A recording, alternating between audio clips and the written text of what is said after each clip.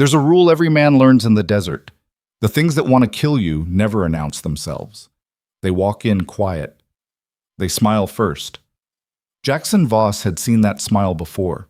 In Fallujah, in a burning village outside Ramadi, in the eyes of men who did terrible things with clean hands. He'd spent 15 years trying to forget that smile existed. Then a 7-year-old girl walked out of the rain and sat down across from him like she'd been looking for him her whole short life. And 3 minutes later, that smile walked through the diner door wearing a pressed shirt and a federal badge. If you've ever wondered what a man does when the world gives him no good choices, stay with me. This one's going to cost you some sleep. If this story already has its hooks in you, hit that like button. Drop your city and country in the comments. I want to see exactly how far this thing travels. Subscribe and stay until the end. What's coming will make everything worth it. The rain had been falling for 6 hours without apology. It came down the way grief comes, not in a single wave, but in layers, each one heavier than the last, until the weight of it stopped feeling like weather and started feeling like punishment. The highway outside Yucca Flat stretched north into absolute darkness, the white center line disappearing somewhere beyond the reach of headlights, swallowed by a night that didn't care about direction or destination or any of the small human certainties people used to keep themselves from falling apart. Jackson Voss had been sitting in the same booth for 40 minutes. He hadn't ordered food. He'd ordered coffee, black, and then a second when the first went cold, and he was working on a third now, both hands wrapped around the mug the way a man holds the last warm thing in a frozen world. The diner was called May's Roadside. The sign outside was missing the apostrophe. Half the letters buzzed and flickered in the wet dark, and the place smelled like decades of burned grease and cheap pine cleaner, and the particular exhaustion of a building that had never once been anywhere near cheerful. Vinyl booths in a color that might have been red in 1987. Laminate counter warped at the center.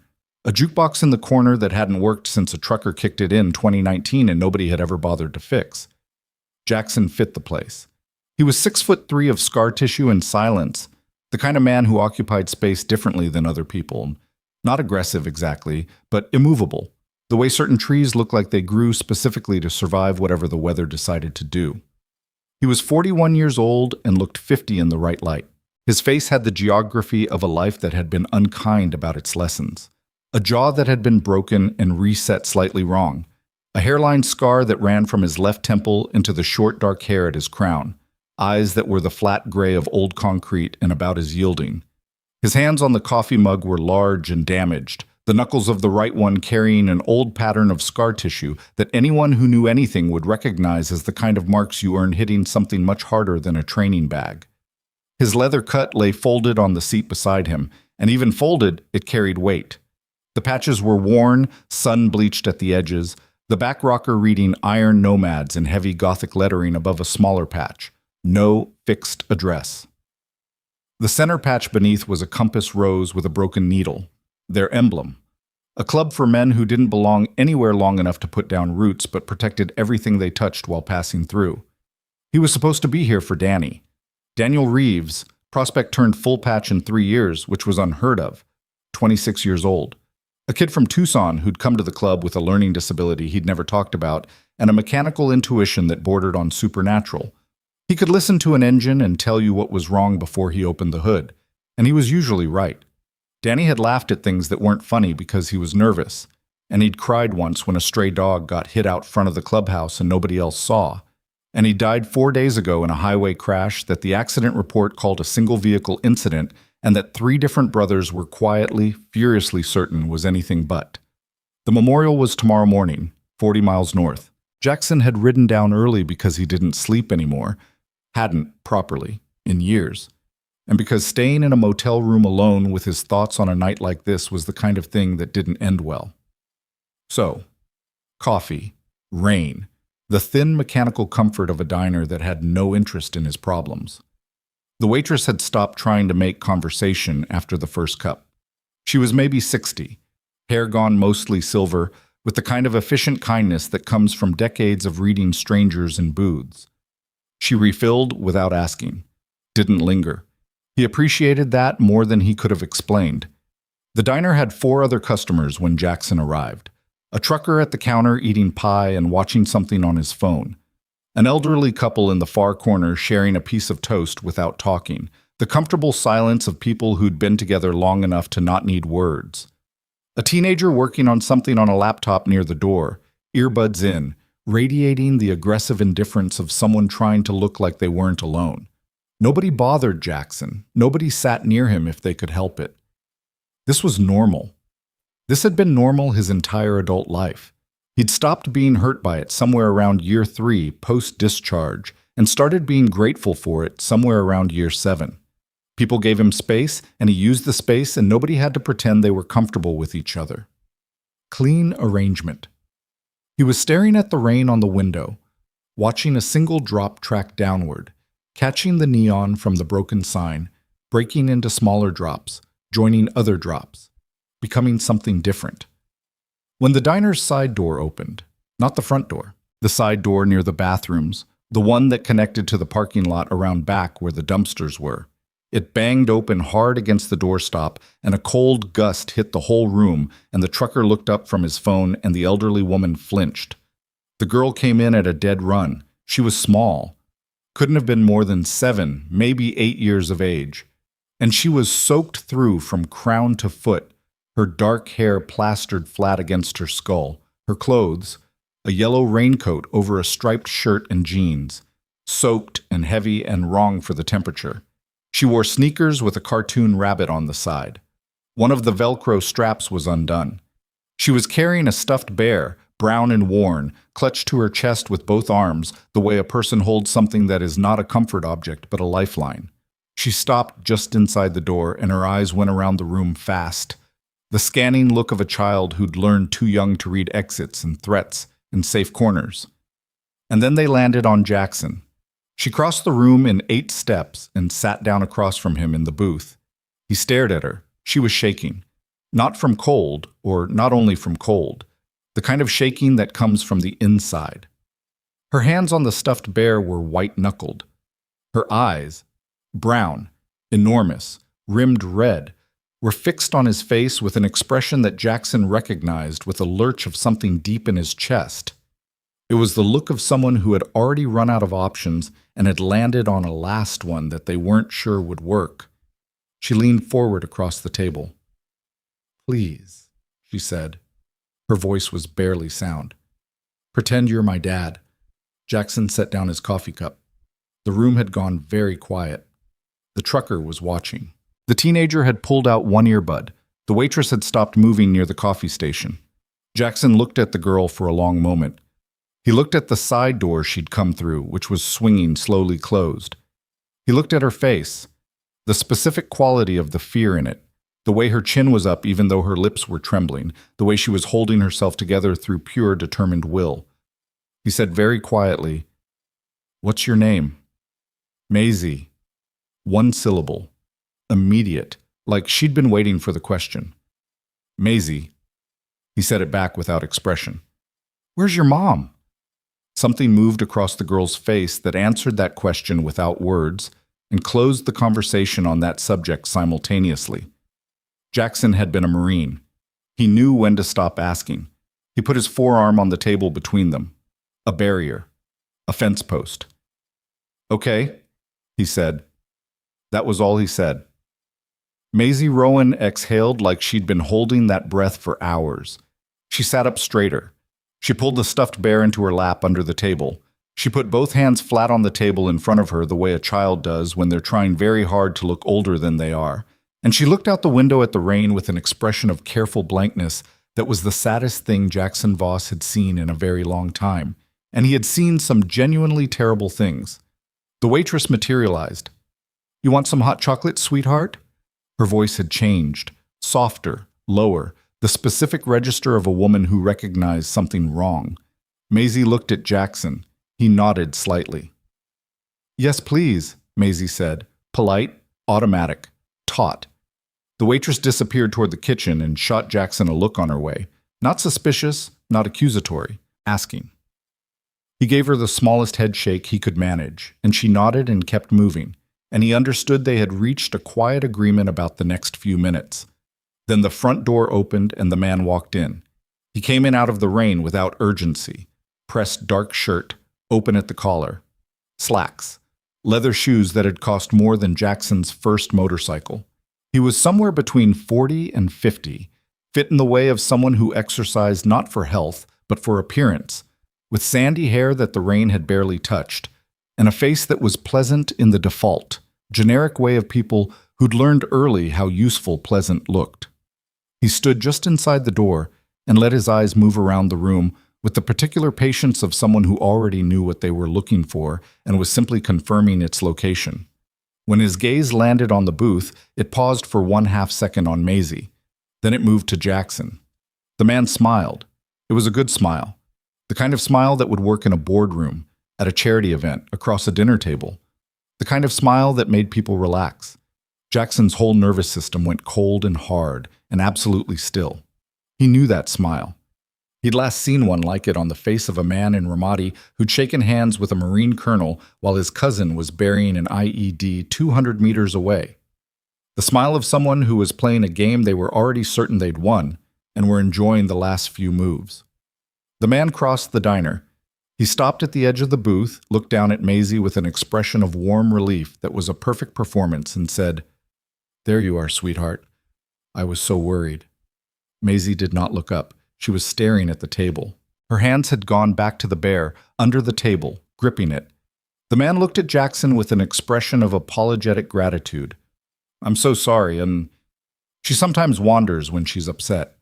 Thank you for keeping an eye on her." He reached into his breast pocket, slowly, carefully, the gesture of a man who understood the optics of a large, frightened child and a large, intimidating stranger, and produced a wallet, opened it, and set it on the table. Federal badge, a Bureau of Investigation field credentials card, a name, Raymond Cole. "Raymond Cole," he said, as if confirming what Jackson was reading. "I'm her father." Jackson looked at the badge. He looked at Cole. He looked at Maisie, who had made herself very small in the corner of the booth against the window, shoulders curved inward, not looking at either of them. There was a specific way children moved around the people who were supposed to love them. Jackson had seen enough of both kinds to know the difference. The way a child moved around someone they trusted was loose, unconscious, gravitational. They leaned in, they reached out, they filled whatever space they shared with the casual ownership of safety. And the way a child moved around someone they feared was exactly this: the strategic minimum, the calculated stillness, the retreat into smallness that wasn't submission, but survival. Maisie Rowan was not making herself small because she was tired. "She's not your daughter," Jackson said. The words came out flat and even, no heat in them, the same tone he'd have used to report weather conditions or the time of day. He wasn't performing, he wasn't threatening. He was simply stating a fact he'd arrived at with the same certainty he'd used in the field to assess a situation in the 3 seconds before it went wrong. Cole's pleasant face didn't change. That was the tell. A real father would have reacted. Confusion, anger, the instinctive bristle of a man whose parenthood had been questioned. Cole just looked at Jackson with eyes that were very calm and very cold behind the warm surface of that smile. "Sir," he said, patient as a man explaining something to a child, "I have my federal credentials right here, and if you'd like, I can have local law enforcement here and, call them," Jackson said. Silence. Cole looked at him. "Go ahead," Jackson said. He still hadn't moved. Both hands were around his coffee cup, which was now cold. "Call them." Something shifted behind Cole's eyes. Microscopic. The recalculation of a man who'd arrived expecting no resistance and was now assessing the shape of the resistance in front of him. Jackson saw it happen. He'd been watching for it. "I don't think that's necessary," Cole said. "Then we agree on something." Jackson reached across the table without looking away from Cole, found the edge of Maisie's sleeve, and let his arm rest across the back of the booth behind her side. Not touching, just present. A wall. "She stays with me until I see paperwork that isn't a federal badge, because a federal badge doesn't tell me she belongs to you. It tells me you have a federal badge." The diner had gone extremely quiet. The trucker had put down his phone. The elderly couple had stopped eating. Even the rain seemed to have dropped half a register, as if the world outside had paused to listen. Cole looked at Jackson for a long moment. Then he smiled again, and this time the smile didn't reach anywhere near his eyes, and he said, "I'll be right back," and walked calmly toward the front door and pushed through it into the rain. Jackson watched him go. He counted to 3. Then he took out his phone under the table and typed a single message to a number labeled Rex. Diner off 93 north of Yucca Flat. Maze Roadside. Need eyes now. He set the phone face down on the seat beside the folded cut. He picked up his coffee cup. He took a drink of cold coffee without grimacing.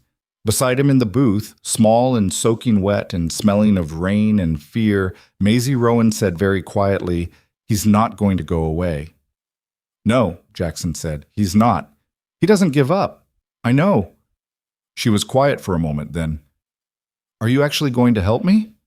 Jackson looked at her, really looked at her, at the tear tracks on her face that she'd stopped acknowledging, at the white-knuckled grip on the old bear, at the rigid set of her small jaw that was the only thing keeping her expression from collapsing entirely. "Yeah," he said. It was the same word, same tone. He'd used to answer the same question in 2 different wars, asked by people who had no other options and had gotten to him as a last resort. He'd said, "Yeah, then," too. He'd meant it the same way. Bum. The waitress brought the hot chocolate. She set it down in front of Maisie, and she set down a small plate of toast that nobody had ordered, and she looked at Jackson with an expression that contained an entire conversation. "What is this? What do you need? What should I do?" And Jackson said, quietly, "Is there a back way out of this building?" She didn't hesitate. Through the kitchen, out the loading door, comes out by the old fuel tanks, then there's a dirt track goes around behind the tree line to the county road. "How long to the county road?"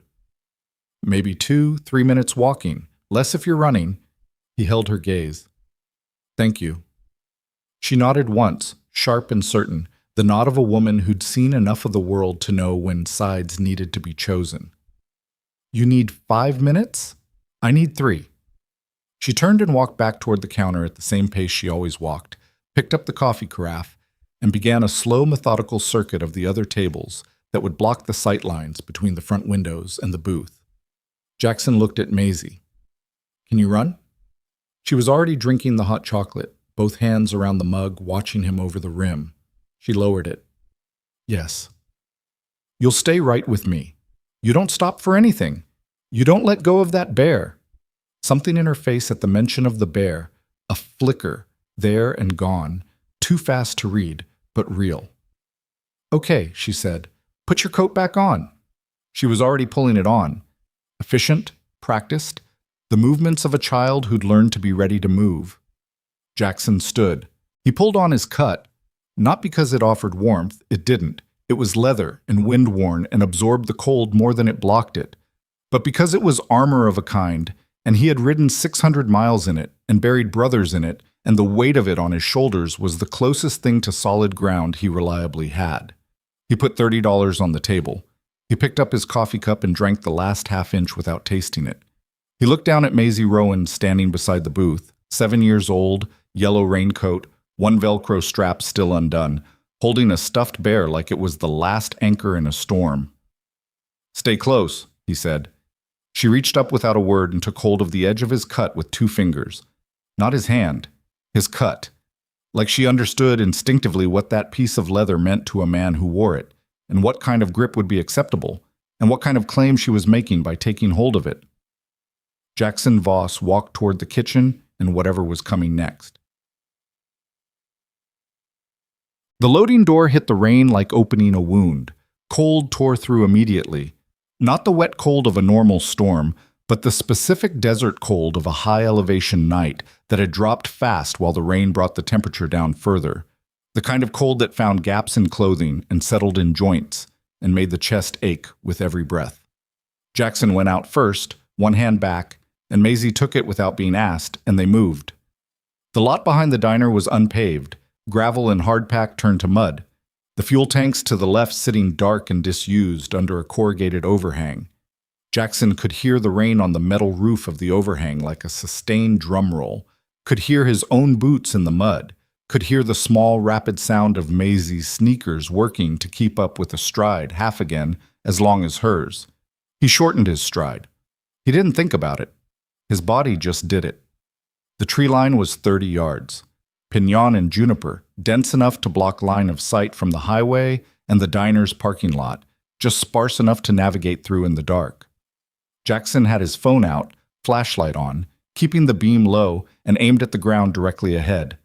Maisie held his hand and she didn't make a sound. No complaint about the cold, no question about where they were going, no sign of the particular unraveling that would have been completely understandable in a 7-year-old navigating mud and darkness and danger in the middle of the night. She was too controlled for her age, in a way that was its own kind of damage. They hit the tree line and he pushed into it, branches catching at the leather of his cut, and he angled right toward where the county road should be. His phone buzzed in his hand. He risked a glance. Rex. On the road, 20 out. What am I walking into? He typed back one-handed. Don't know yet. Bring Torch. Torch was Elias Vance, their intelligence man, a former NSA contractor who'd left under circumstances the club had never fully excavated and who now maintained out of a converted barn in Nevada, a level of information access that had no business existing in private hands. Jackson didn't ask about the specifics.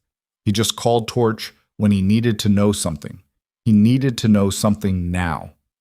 He could hear the county road through the trees, the low hiss of wet asphalt, the absence of gravel, and then they broke through into a narrow ditch and up the embankment, and he could see the road stretching both ways into dark rain.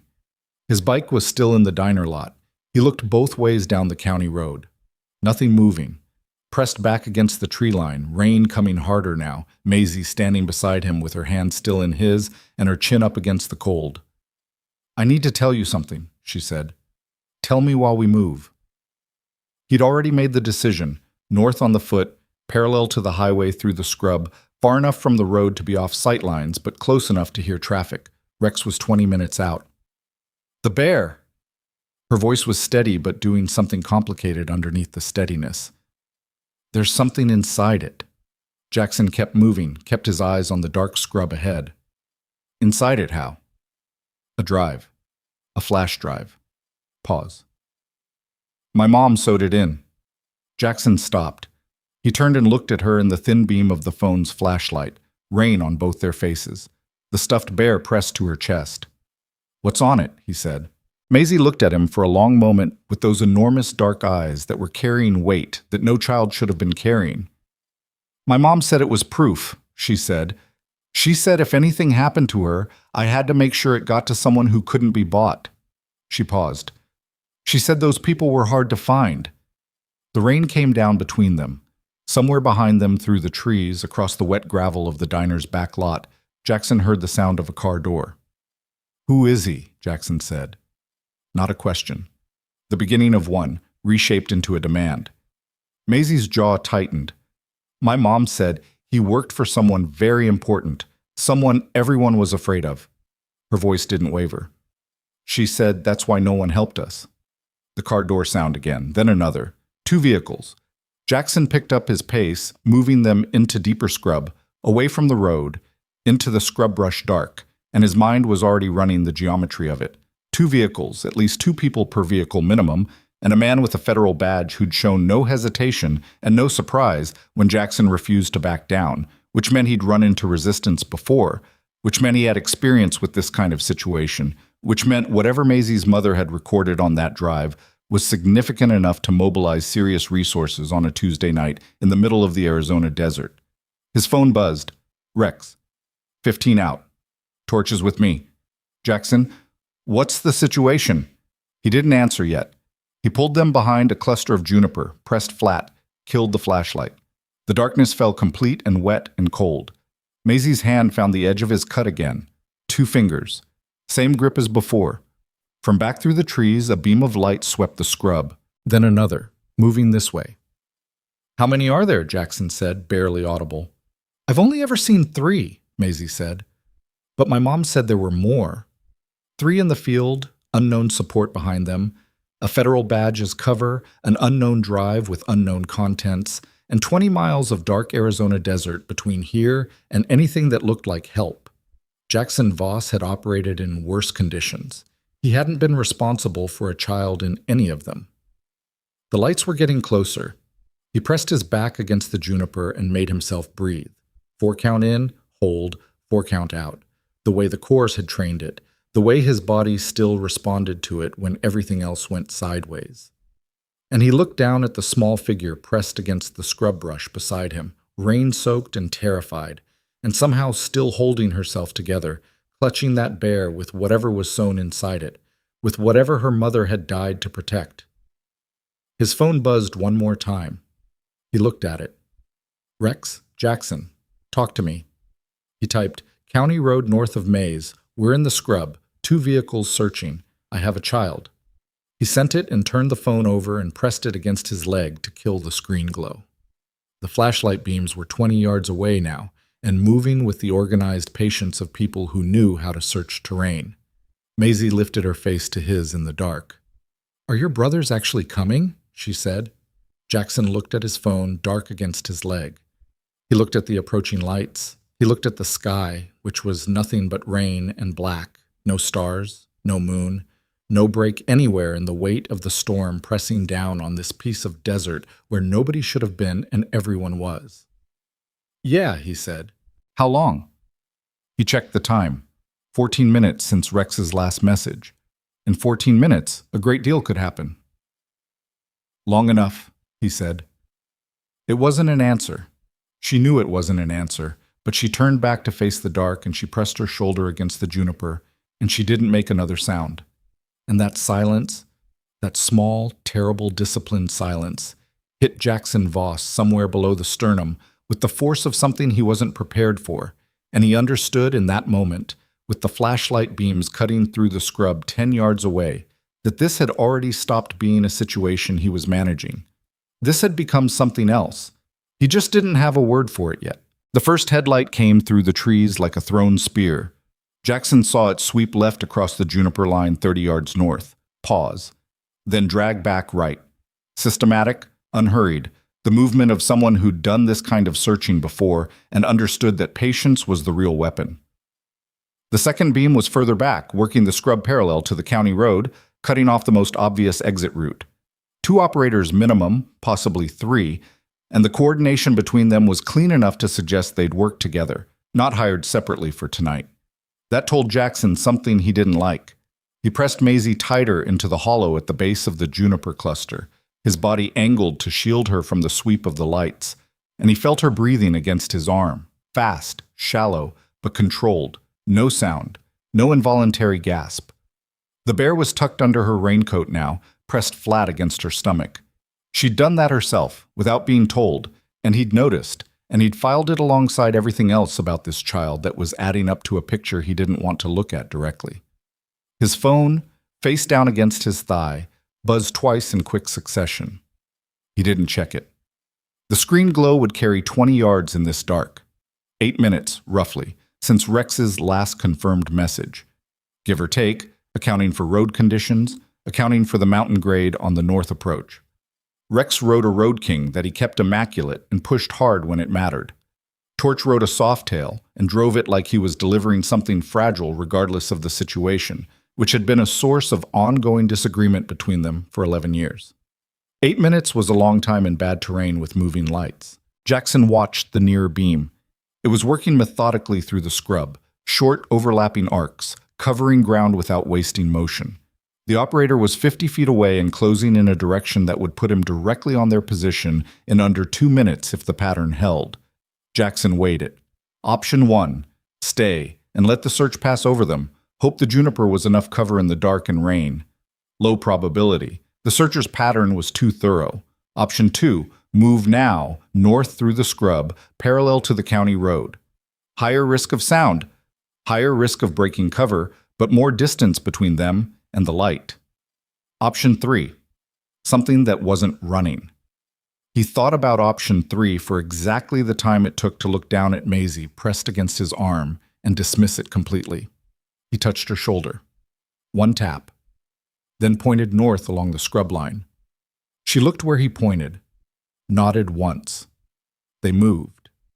He kept low, kept his steps in the spaces between the scrub brush rather than through it. the old muscle memory of field movement coming back with the particular reliability of things learned under conditions where failure had permanent consequences. Maisie stayed at his left shoulder, matching his crouch, her sneakers finding the same ground he found, quieter than he'd expected, quieter than she had any reason to be. Behind them, the light swept through the hollow where they'd been crouching, paused, moved on. Jackson let out a breath he hadn't been aware he was holding. They were 60 yards north when his phone buzzed again, and he risked a check. Rex, County Road, where are you? He stopped, typed. North, scrub east of road. Moving toward you. 2 on foot behind us. Sent it. Phone dark again. Kept moving. The rain had gotten harder in the last 10 minutes, which was the one good piece of news available. It flattened sound and cut visibility, and made the flashlight beams diffuse and uncertain. Jackson's cut was soaked through now, the leather gone heavy and cold against his shoulders, and he could feel the water working down the back of his neck, and his boots were taking water through the seam at the left toe, where the cement had failed 2 winters ago, and he'd never fixed it, and none of it mattered. It was just information. It was just weather. He'd been wetter and colder in worse situations. Maisie stumbled. He caught her before she went down. One arm, reflex, she barely dipped before she was upright again. And she said nothing. No sound. Just got her feet back and kept moving. Her grip on his cut tightened for 2 seconds and then relaxed back to the 2-finger hold. 40 yards ahead, through a gap in the juniper, a headlight bloomed on the county road. Then 2. Then 4. The low rumble arrived a half-second behind the light, traveling against the wind. The unmistakable bass register of large displacement V-twin engines running through wet air. Not loud. The brothers would have backed off the throttle approaching, keeping sound low but present, undeniable, the sound of something massive arriving with purpose. Jackson stepped out of the scrub onto the road shoulder. 3 bikes. Rex first, sitting the road king with his big frame leaned forward, forearms on the bars, watching Jackson come out of the dark with an expression that didn't change and didn't need to. Behind him, Torch on the softail, and behind Torch, a third rider. Decker. Jackson recognized the bike before the man, a '09 Dyna that Decker had repainted flat black and stripped of everything decorative until it looked like a weapon with wheels. Rex cut his engine. Torch and Decker followed, and the silence that fell was immediate and full of rain. Rex swung off the bike. He was 53 years old and built like a section of architectural concrete, wide through the chest and shoulders, thick-necked, with a gray beard that he kept tight and hands that had been broken so many times they'd developed their own geography. He'd been president of the Iron Nomads for 9 years, following Jackson's mentor, a man called Harlan, who died of a heart attack in a diner, not entirely unlike May's, and had left Rex holding something neither of them had completely been ready for. Rex looked at Maisie. He looked at Jackson. He said, "Talk." They stood in the rain on the shoulder of the county road, 3 bikes ticking behind them, and Jackson talked. He kept it short and ordered. Child, diner, Cole, the badge, 2 vehicles searching the scrub, the bear, the drive. He said it all in under 2 minutes, the way he'd been trained to brief, facts in sequence, no color, no editorial. When he was done, Rex was quiet for a moment. Torch had his phone out, already working. He was 44, lean and angular with wire-rimmed glasses that were perpetually fogged, and a habit of typing while other people talked that some of the brothers found disrespectful, and that Jackson had long understood was just how Torch processed information. He needed his hands moving to think properly. Decker stood with his arms crossed and watched the tree line. "Federal badge," Rex said. "Bureau of Investigation credentials. Cole, Raymond. Either real or good enough to pass a fast visual in a diner." "You believe it's real." "I believe it doesn't matter either way." He had backup waiting, and he was calm about refusal. That's resources. Rex looked at Maisie again. She was standing beside Jackson, the bear back in her arms now that they'd stopped moving, looking at Rex with those enormous eyes that gave away nothing and absorbed everything. Rex crouched down in front of her. He was a large man making himself small, which took some effort, and he did it without self-consciousness. "What's your name?" he said. "Maisie." "Maisie." He said it the same way Jackson had said it, deliberate, giving it weight. "My name's Rex. You cold?" "Yes." "You hungry?" Slight pause. "A little." Rex stood back up and looked at Jackson with an expression that had shifted 1 degree in a direction that Jackson recognized and that he knew meant something had been decided without a vote. "What's on the drive?" Rex said. "She doesn't know specifically. Her mother said it was proof, connected to someone with reach." Torch looked up from his phone. "Raymond Cole, FBI Special Agent, Field Office out of Phoenix, assigned to a task force on organized crime as of 14 months ago. He paused. 14 months ago is also when that task force's case files were partially sealed under a counterintelligence exception, which means someone with DOJ authority ordered them closed. Another pause. "That's not a field agent move," Rex said. "Someone above him. Someone considerably above him." The rain came down on all of them, and nobody spoke for a moment. "We need to see what's on that drive," Torch said. Jackson looked at Maisie. She was listening to all of it with her chin up and her eyes moving between them, following the conversation with a focus that most adults didn't bring to a briefing. He said to her carefully, "Is it okay if my friend looks at the drive? We'll be careful with the bear." She thought about it, actually thought about it. He could see the deliberation happening behind those eyes. "My mom said it had to go to someone who couldn't be bought," she said. The 3 men looked at each other over her head. Rex said, very quietly, "We've been offered money before." Maisie looked at him. "We're still here," he said. "Sit." They were back in the scrub, 30 yards from the road. The bikes backed into the tree line with their lights killed when Decker said they had a problem. He'd gone back along the county road 200 yards south to watch approach, and he'd come back moving faster than Decker usually moved, which was already a signal. Because Decker was one of those men who moved at the same speed whether he was walking to breakfast or walking away from a fire. "2 more vehicles on the highway," he said. "Came off the 93 junction, and they're running dark." "Running dark?" Rex said. "No headlights. Night vision, maybe? Or they know the road." Jackson did the arithmetic. Cole's 2 vehicles already in the scrub. 2 more approaching from the highway. 4 vehicles, unknown number of personnel, professional coordination, and federal cover that would make any law enforcement response on their behalf complicated at best. "We need to move now," Jackson said. "Not in 20 minutes. Now." "Where?" Decker said. "The Tolliver cabin." It was out before Jackson considered whether it was the right call, because it was the only call. An old fire lookout station 40 miles north that a former member named Tolliver had bought at auction 8 years ago and never quite gotten around to doing anything with, which meant it was empty and off any reasonable search grid and had the additional advantage of a single approach road that could be watched from a long way away. "It's not on any record that connects to us." Rex was looking at him with an expression Jackson couldn't immediately read. "Jackson," he said, "I know." I know what it is, Rex." The cabin was where they'd held the vote on Harlan's succession. It was where, 6 months later, Jackson had gone alone for 9 days after coming back from his second tour and not being able to be around people without his hand shaking. It was where, 3 years ago, a man who'd done something unforgivable to a family in Nevada had been brought, and from which he had not come out in the condition he'd arrived. It was their place, their most private place. Taking an unknown child and an unknown drive there was a line. Rex looked at Maisie. He looked at the dark scrub around them and the county road and the distant dark of the desert. "Mount up," he said.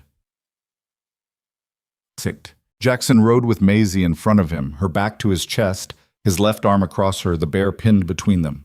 She was so small she fit in the space his body made without crowding it, and the weight of her against his chest was foreign and specific, and he focused on the road and the rain and the red taillights of Rex's Road King ahead, and did not think about what the weight of her meant. She fell asleep somewhere around mile 20. He knew when it happened because the slight residual tension in her body released all at once, the constant micro-adjustment of a child staying alert through an act of will, and then the giving way of it. And she went slack against him, and her head tipped back against his collarbone, and her grip on the bear loosened, and she breathed slow and even against the howl of the desert wind. Jackson did not alter his posture. He kept his arm across her the same way. He watched the road. Behind his sternum, something was happening that he didn't have vocabulary for and didn't try to name. Note: the Tolliver cabin sat at the end of a dirt track that climbed through Pinon Forest to a flat shelf of rock 800 feet above the valley floor. It had been a Forest Service fire lookout in an earlier life. A square frame structure on a timber platform, 4 windows to the compass, a propane heater that worked when it wanted to, a wood stove that always worked, and a plank floor that had been walked by enough brothers over enough years to have the particular feel of a place that knew what it was. They got the heater going, which took Rex 15 minutes of profanity and 3 attempts, and Torch set up on the camp table with his laptop and the adapter he'd pulled from his bag.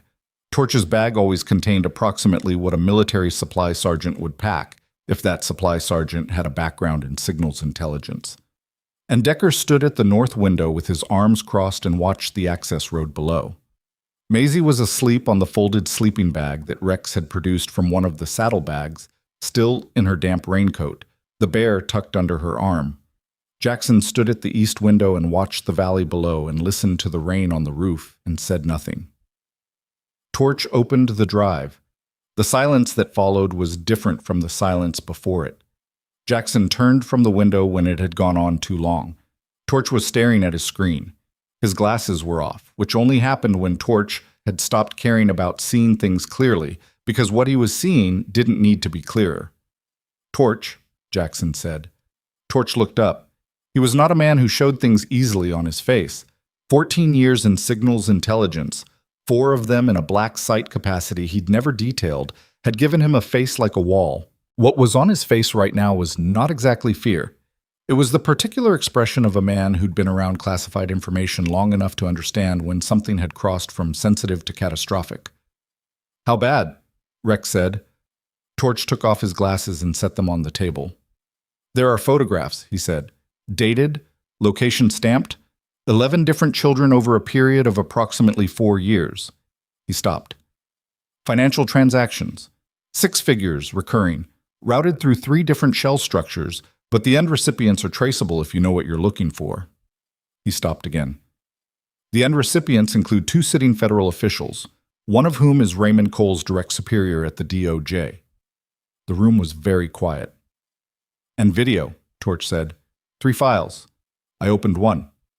"What's in it?" Jackson said.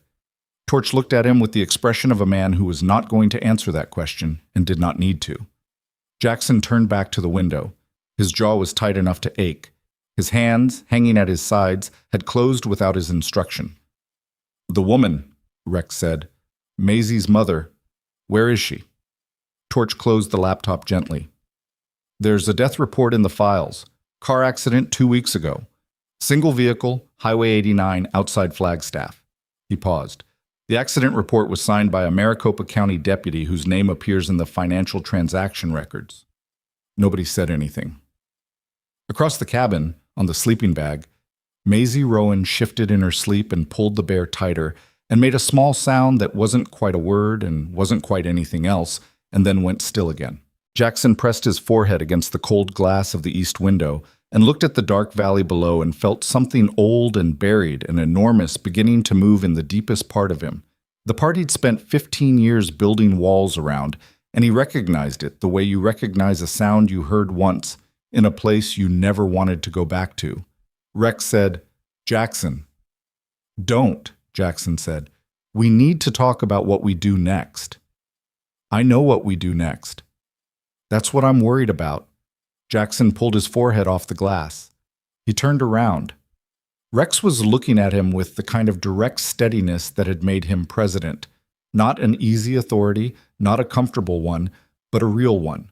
The kind that came from knowing exactly where you were standing and why. "You're not making any decisions tonight," Rex said.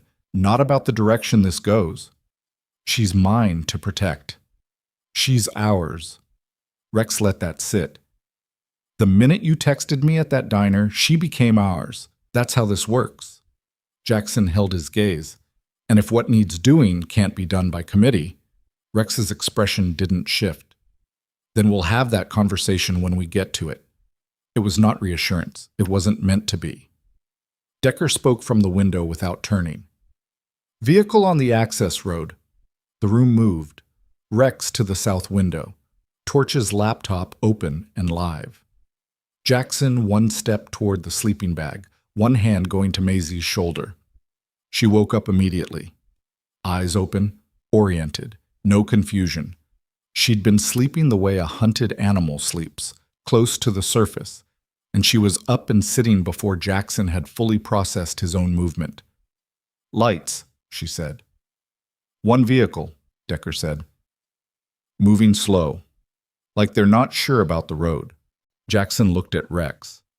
Rex said, "Could be lost." "Could be," Jackson said, in a tone that neither of them believed. Torch said quietly, "I copied the files. All of them. Off-site backup, encrypted, 3 separate servers. If anything happens to the physical drive, nothing's happening to the drive," Jackson said. "I'm telling you, it doesn't need to." Torch looked at him over the closed laptop with the specific look of a man who'd spent his career planning for the scenario where the primary asset was destroyed. "This ends the same way regardless. The information exists and it's been distributed. The only question now is what we do about the people trying to stop it existing." One vehicle on the access road. Moving slowly. Maisie was on her feet, bare to her chest, watching Jackson with an expression that was not panic and was not calm, but was something in the narrow space between them. The look of a child who had survived the last 2 weeks by reading adults accurately and was reading him right now with everything she had. "Jackson," she said. He looked at her. "My mom said—" She stopped, started again, quieter. "She said the man who owns all of this is someone everyone calls when they want something buried. She said he buries it with money first, and if that doesn't work—" She didn't finish the sentence. She didn't need to. Jackson heard it anyway, every word of it. Outside, the vehicle on the access road stopped. Headlights cut. Doors opened.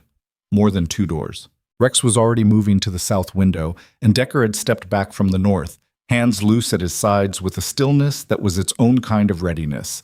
And Torch was shutting the laptop and palming the drive and putting it somewhere on his body with the practiced motion of someone who'd hidden things before.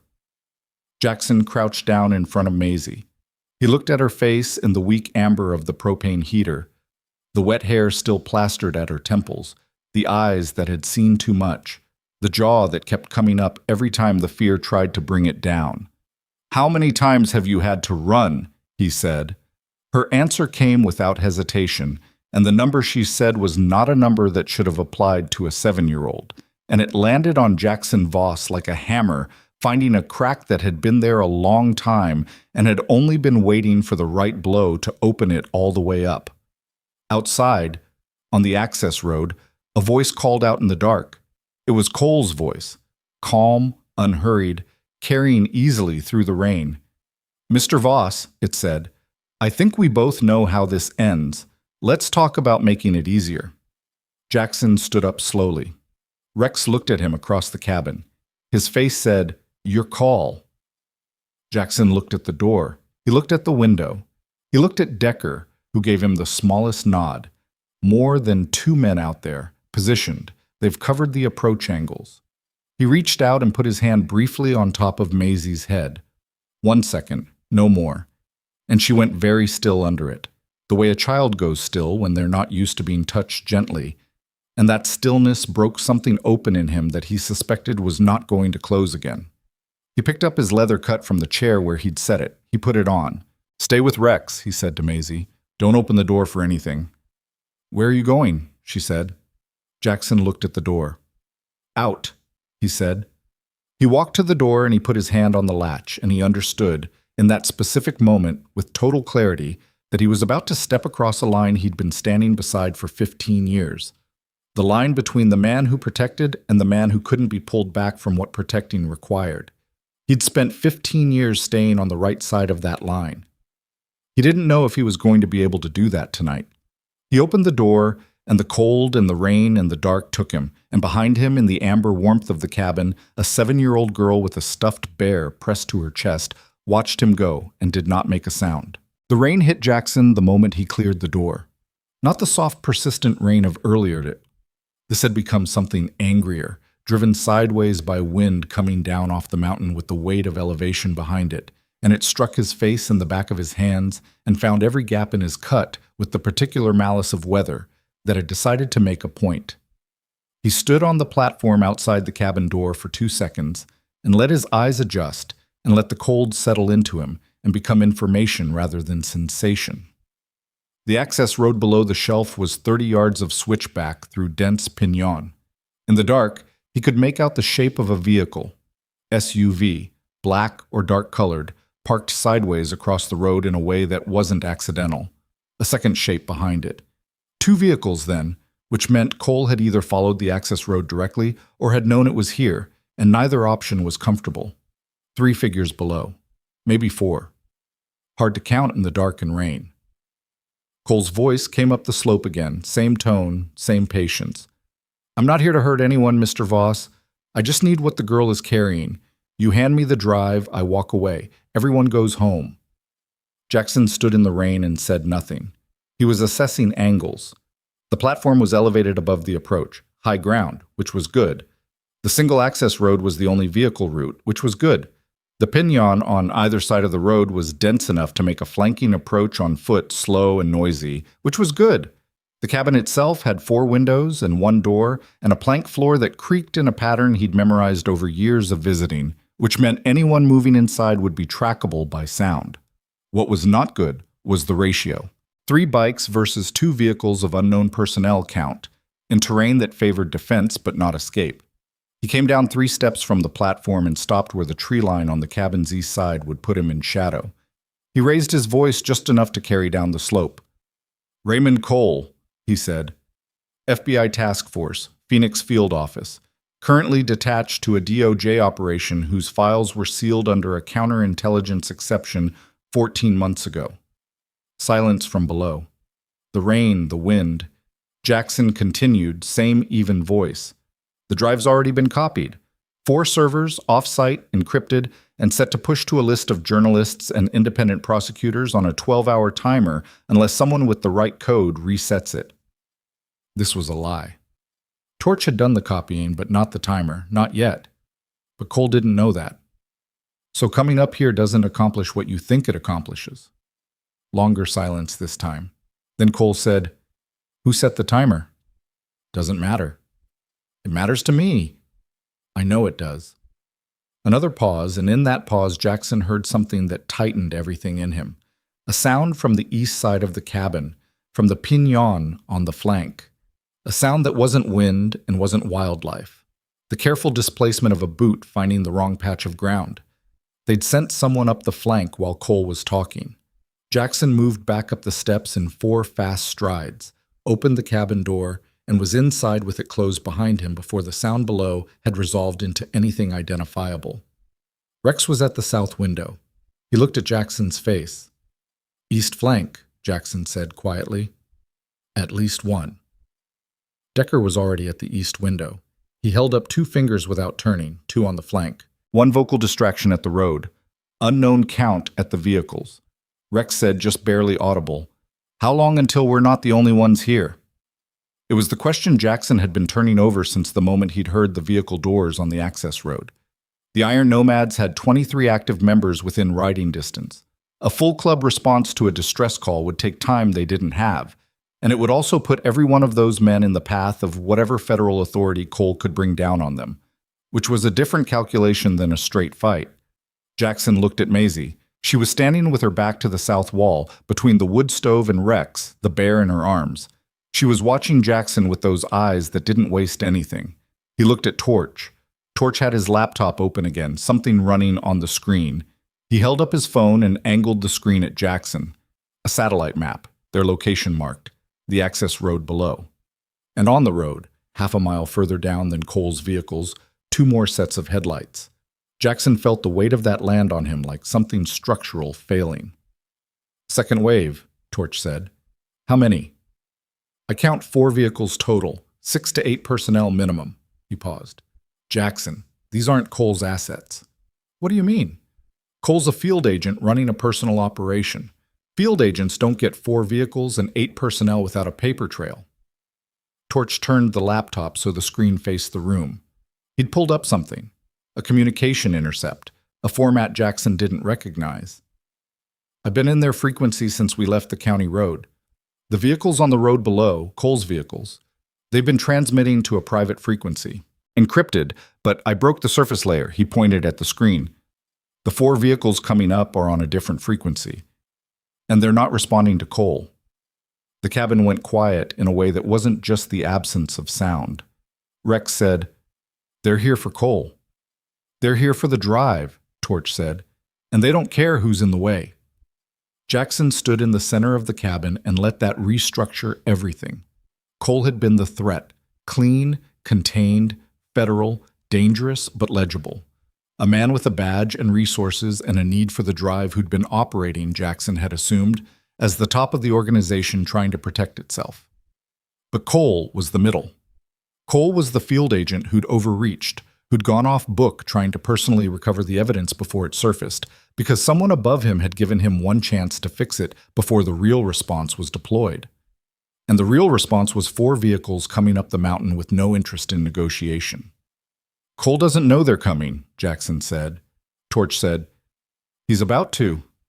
Below, on the access road, Jackson heard it. Cole's voice, no longer calling up toward the cabin, but speaking urgently into a radio, the calm gone out of it, replaced by something clipped and demanding. He'd seen the headlights on the road below him. The geometry of the situation had just shifted for everyone. Jackson opened the door again and went down the steps, and Cole was already coming up the slope. Not with the patient approach of before, but moving fast, and the 2 men he'd had on the east flank were converging from the tree line, and all 3 of them were focused not on the cabin, but on the road below where the 4 sets of headlights had stopped and were not moving and had killed their beams simultaneously in the practiced unison of people who'd done this before. Cole reached the platform and looked at Jackson, and for the first time the pleasantness was completely absent from his face. What was underneath it was not, it turned out, the cold calculation of a predator. It was something more complicated than that. It was the face of a man who was genuinely afraid and who was trying to recalculate something he'd believed was under control and had just discovered was not. "Who are you?" Cole said. "Iron Nomads, Nomad Charter." Something moved in Cole's face. "You're just a club." "Yeah." "You have no idea what you've walked into." Getting clear on it, Cole looked at the dark road below and the killed headlights, and then at Jackson with an expression that was the most honest thing he'd shown all night. "The people down there, they're not coming for the girl. They're not coming for the drive." He paused. "They're coming to close the file, the whole file. That means the drive, the girl, anyone who's seen the drive, anyone who knows about the girl." He let that sit. "That means you. That means your brother's in that cabin." Jackson looked at him. "Raymond Cole," he said. "Yes." "Are you on that list?" Cole's jaw moved. He looked at the road. He looked back at Jackson. "I've been on that list since the moment I went off channel to handle this myself," he said. "I just didn't know it until about 3 minutes ago." The rain came down on both of them. In the cabin behind Jackson, through the plank wall, he could hear Torch's voice saying something low and fast to Rex. He could hear the specific quality of silence that meant Maisie was listening to everything and understanding more of it than anyone in the room was comfortable with. "You killed her mother," Jackson said. Cole's face did something that was not a denial. "The accident report," Jackson said. "Maricopa County Deputy. Financial connection to your network." "It wasn't..." Cole stopped. "I didn't order that. Someone did. Someone above me." He said it like it cost him something. "I've been trying to recover the drive before they decided I was also a loose end. If I brought it back, I was still useful. If I didn't..." He gestured at the dark road below. "So you need the drive to stay alive." "I need the drive to have anything to offer." Jackson stood in the rain and looked at Raymond Cole, who was a federal agent and a man who had done terrible things in the service of worse men, and who was now standing on a mountain in Arizona at 2 a.m. with his own organization coming up the road to kill him alongside everyone else. He was also, Jackson noted with the specific clarity that extreme situations sometimes produced. The only person standing in front of him who had detailed knowledge of the structure behind all of this. The names, the ranks, the architecture of protection that had kept a trafficking network running for 4 years and had gotten a woman killed on a highway outside Flagstaff. Jackson said, "Can you testify?" Cole stared at him. "Full testimony, grand jury, federal prosecutor, everything you know. Names, transactions, the chain of authorization. If I testify, I'm dead." "You're already dead. You just said so." Cole looked at him for a long moment. The rain had plastered his pressed shirt to his chest, and his careful hair was gone flat. And in this condition, stripped of the pleasant surface and the badge and the operating confidence, he looked like what he actually was, a man who'd made choices that had accumulated into a situation from which there was no clean exit. "The people down there have reach into every federal district in the country," Cole said. "There's no prosecutor they can't get to." "I know one they can't," Torch said. Jackson hadn't heard the door open. Torch was standing on the platform with his laptop under his arm and his glasses on and his voice carrying its habitual flat precision. Cole looked at him. "Who?" "Margaret Vance, independent counsel, appointed under the Federal Accountability Statute, direct line to the Oversight Committee. She's been building a parallel case for 11 months. Torch looked at Jackson. "She's also the reason the files were sealed. Not to protect the network. To protect her investigation." Jackson turned and looked at Torch. Torch said, "I've been in the DOJ server architecture for the last 40 minutes. The seal on those files wasn't Cole's people covering their tracks. It was Vance's people protecting an active prosecution from being compromised." He paused. "She already knows about the drive. She's been looking for it since Maisie's mother went dark 2 weeks ago." The shape of everything shifted again. Cole said, "If Vance has a case, why hasn't she moved?" "Because she doesn't have the drive. She has financial records and partial testimony and a sealed case file, and none of it is enough without the primary evidence the drive contains." Torch looked at Cole with the expression of a man stating a mathematical fact. "You're not the top of this. You're not even close. And the men on that road aren't here for a drive. They're here because Vance's case is about to break open, and someone gave the order to burn everything before it does." Below on the road, the first of the 4 vehicles began moving, slow, no lights, grinding up the grade. Jackson said, "Get inside." "Oh." The next 8 minutes were the longest of a night that had contained a significant number of long minutes. Torch made the call, a number he'd had for 11 months in a folder on an encrypted partition that he'd never opened until tonight, because Torch was the kind of man who kept things he might need, and waited with the patience of someone who understood that the value of information was entirely dependent on timing. He said 4 sentences to whoever answered.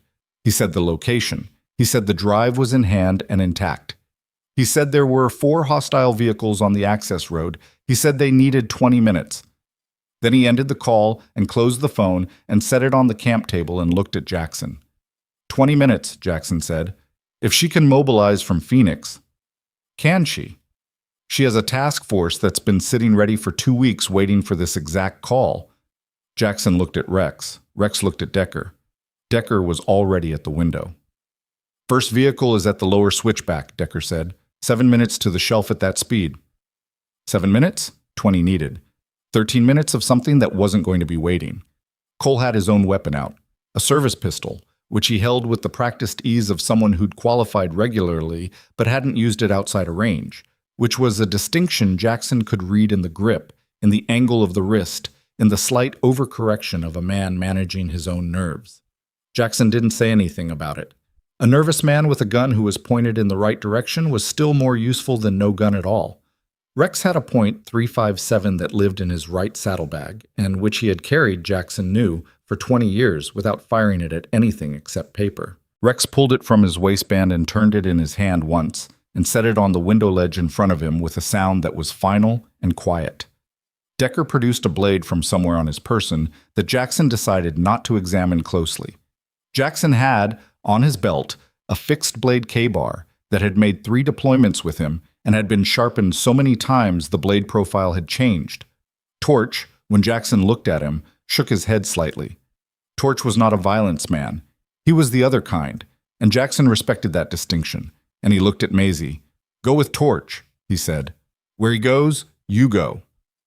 "Behind the stove," Torch said to Maisie, already moving.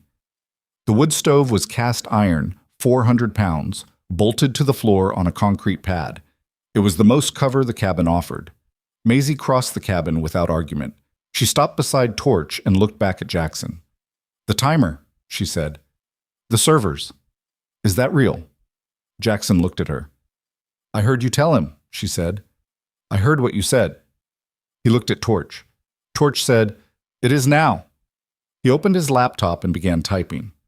"Give me 90 seconds. Jackson turned to the window. The first vehicle had cleared the lower switchback. Its headlights were still killed, but he could see the shape of it by the way it interrupted the tree line. A large SUV, riding high, moving with the deliberate slowness of an approach that was designed to minimize sound. Behind it, second vehicle. Third. They were staggered, not following bumper to bumper, spreading lateral distance as the road allowed, which was the tactic of people who'd been trained to not bunch up under fire. These were not private security people. These were operators. That recognition landed on Jackson with a weight that was specific and heavy. The recognition of a former Marine who'd served with and against people trained to exactly this standard, and who understood what that standard meant for the next 7 minutes. He turned to Cole. "Who did they send?" Cole looked out the window. He looked at the vehicle shapes in the dark. Something moved through his face that was not strategic calculation. It was the visceral recognition of a man looking at something he'd been told existed but had never quite believed would be pointed at him. "Contract," he said. "They use a contract team for the terminal operations. I've seen the line item in the financial records. I never knew the name." "But you knew they existed." Cole said nothing. "You knew," Jackson said, "that when something needed to be closed, there was a team." Cole's jaw worked. "And you knew about the operations they'd closed. I knew about some of them. But you kept working for the people who used them." The silence that followed was the kind that didn't need to be filled. Jackson turned back to the window. "Rex," he said. "Yeah. When this is over, when all of it is over." He paused. "Cole testifies. We make sure he gets to testify." Rex said, "Jackson! He's the chain. He's the whole chain. Without his testimony, Vance has a drive full of evidence and no one to authenticate it, and no living witness who knows where the bodies are." Jackson watched the lead vehicle stop 20 yards below the shelf. "He gets to testify."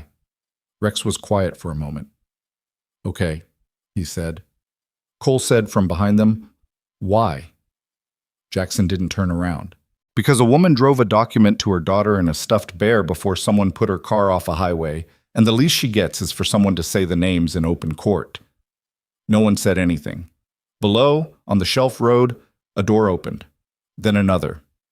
The operatives came out of the vehicles in the dark and the rain with the practiced quiet of people whose entire professional value was the absence of sound and the management of chaos.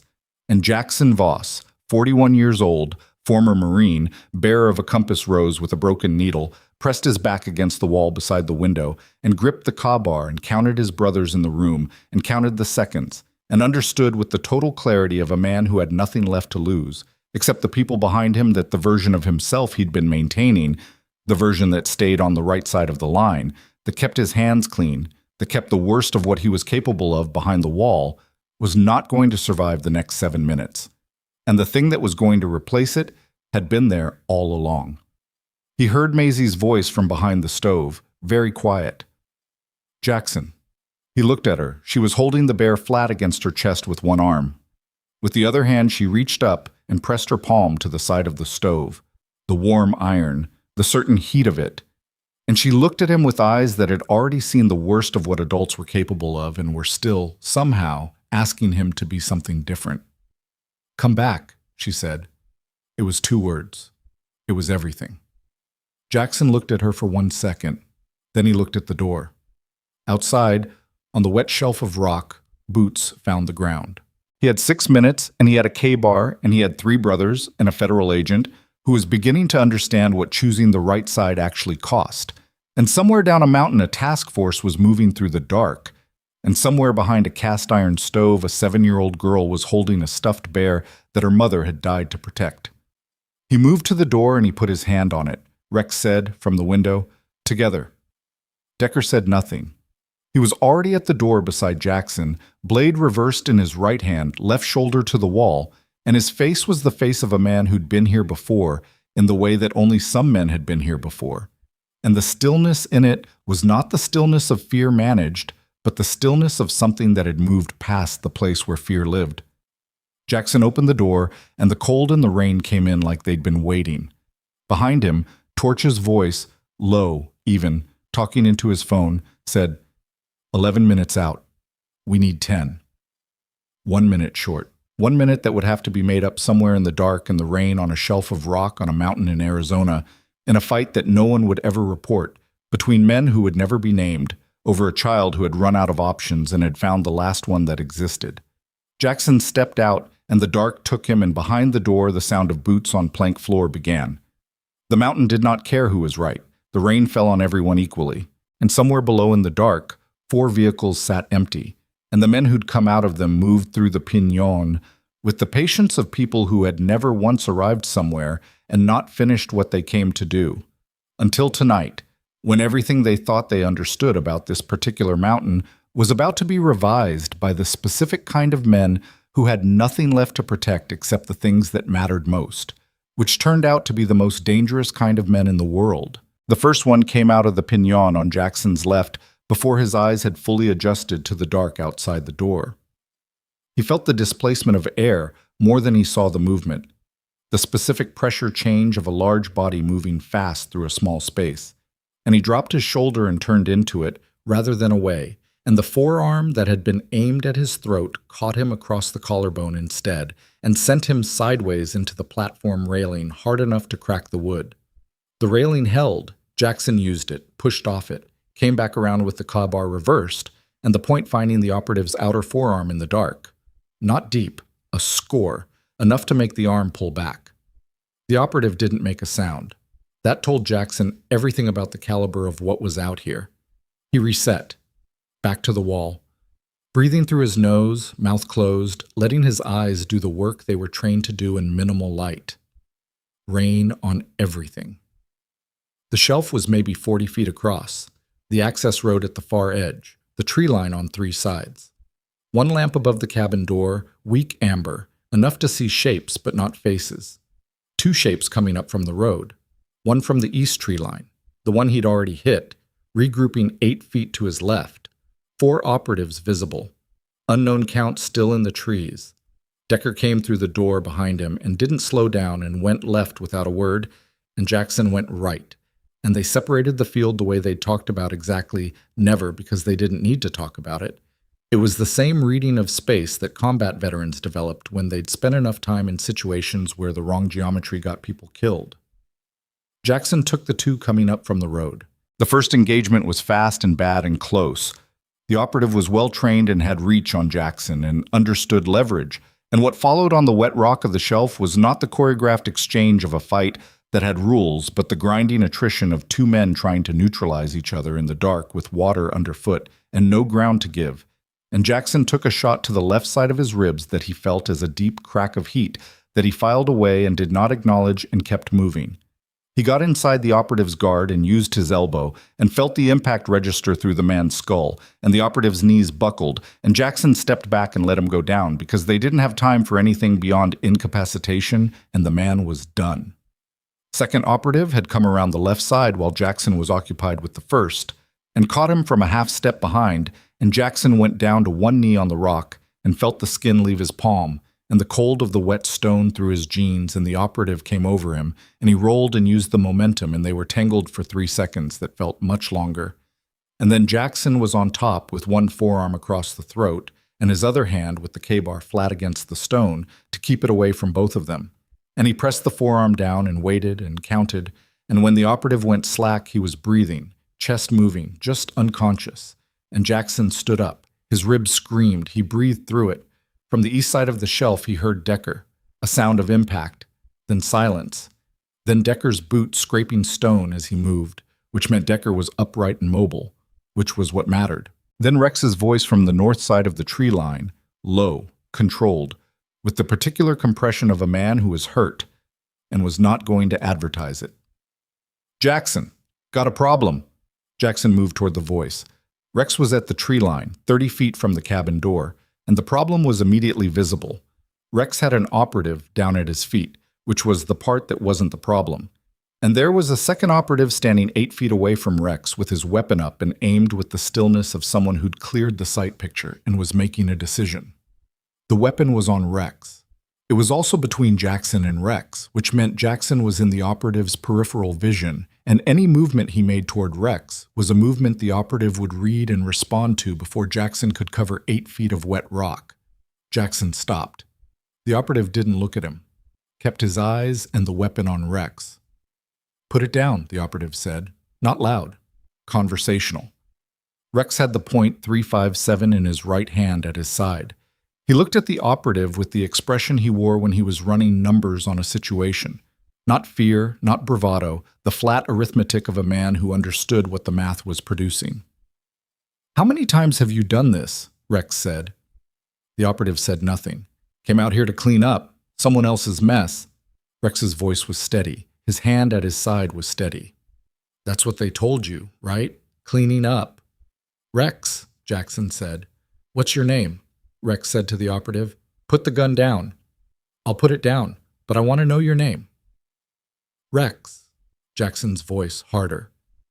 "Because I want to know," Rex said, "whether you know what's on that drive, whether someone told you what you're cleaning up for." He hadn't raised the .357. It was still at his side, muzzle toward the ground, and the rain ran off the barrel. "Children, that's what's on it. Photographs of children, you know that?"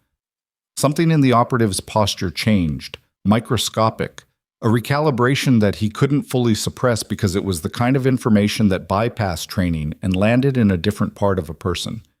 That fraction of a second was what Jackson was waiting for. He moved.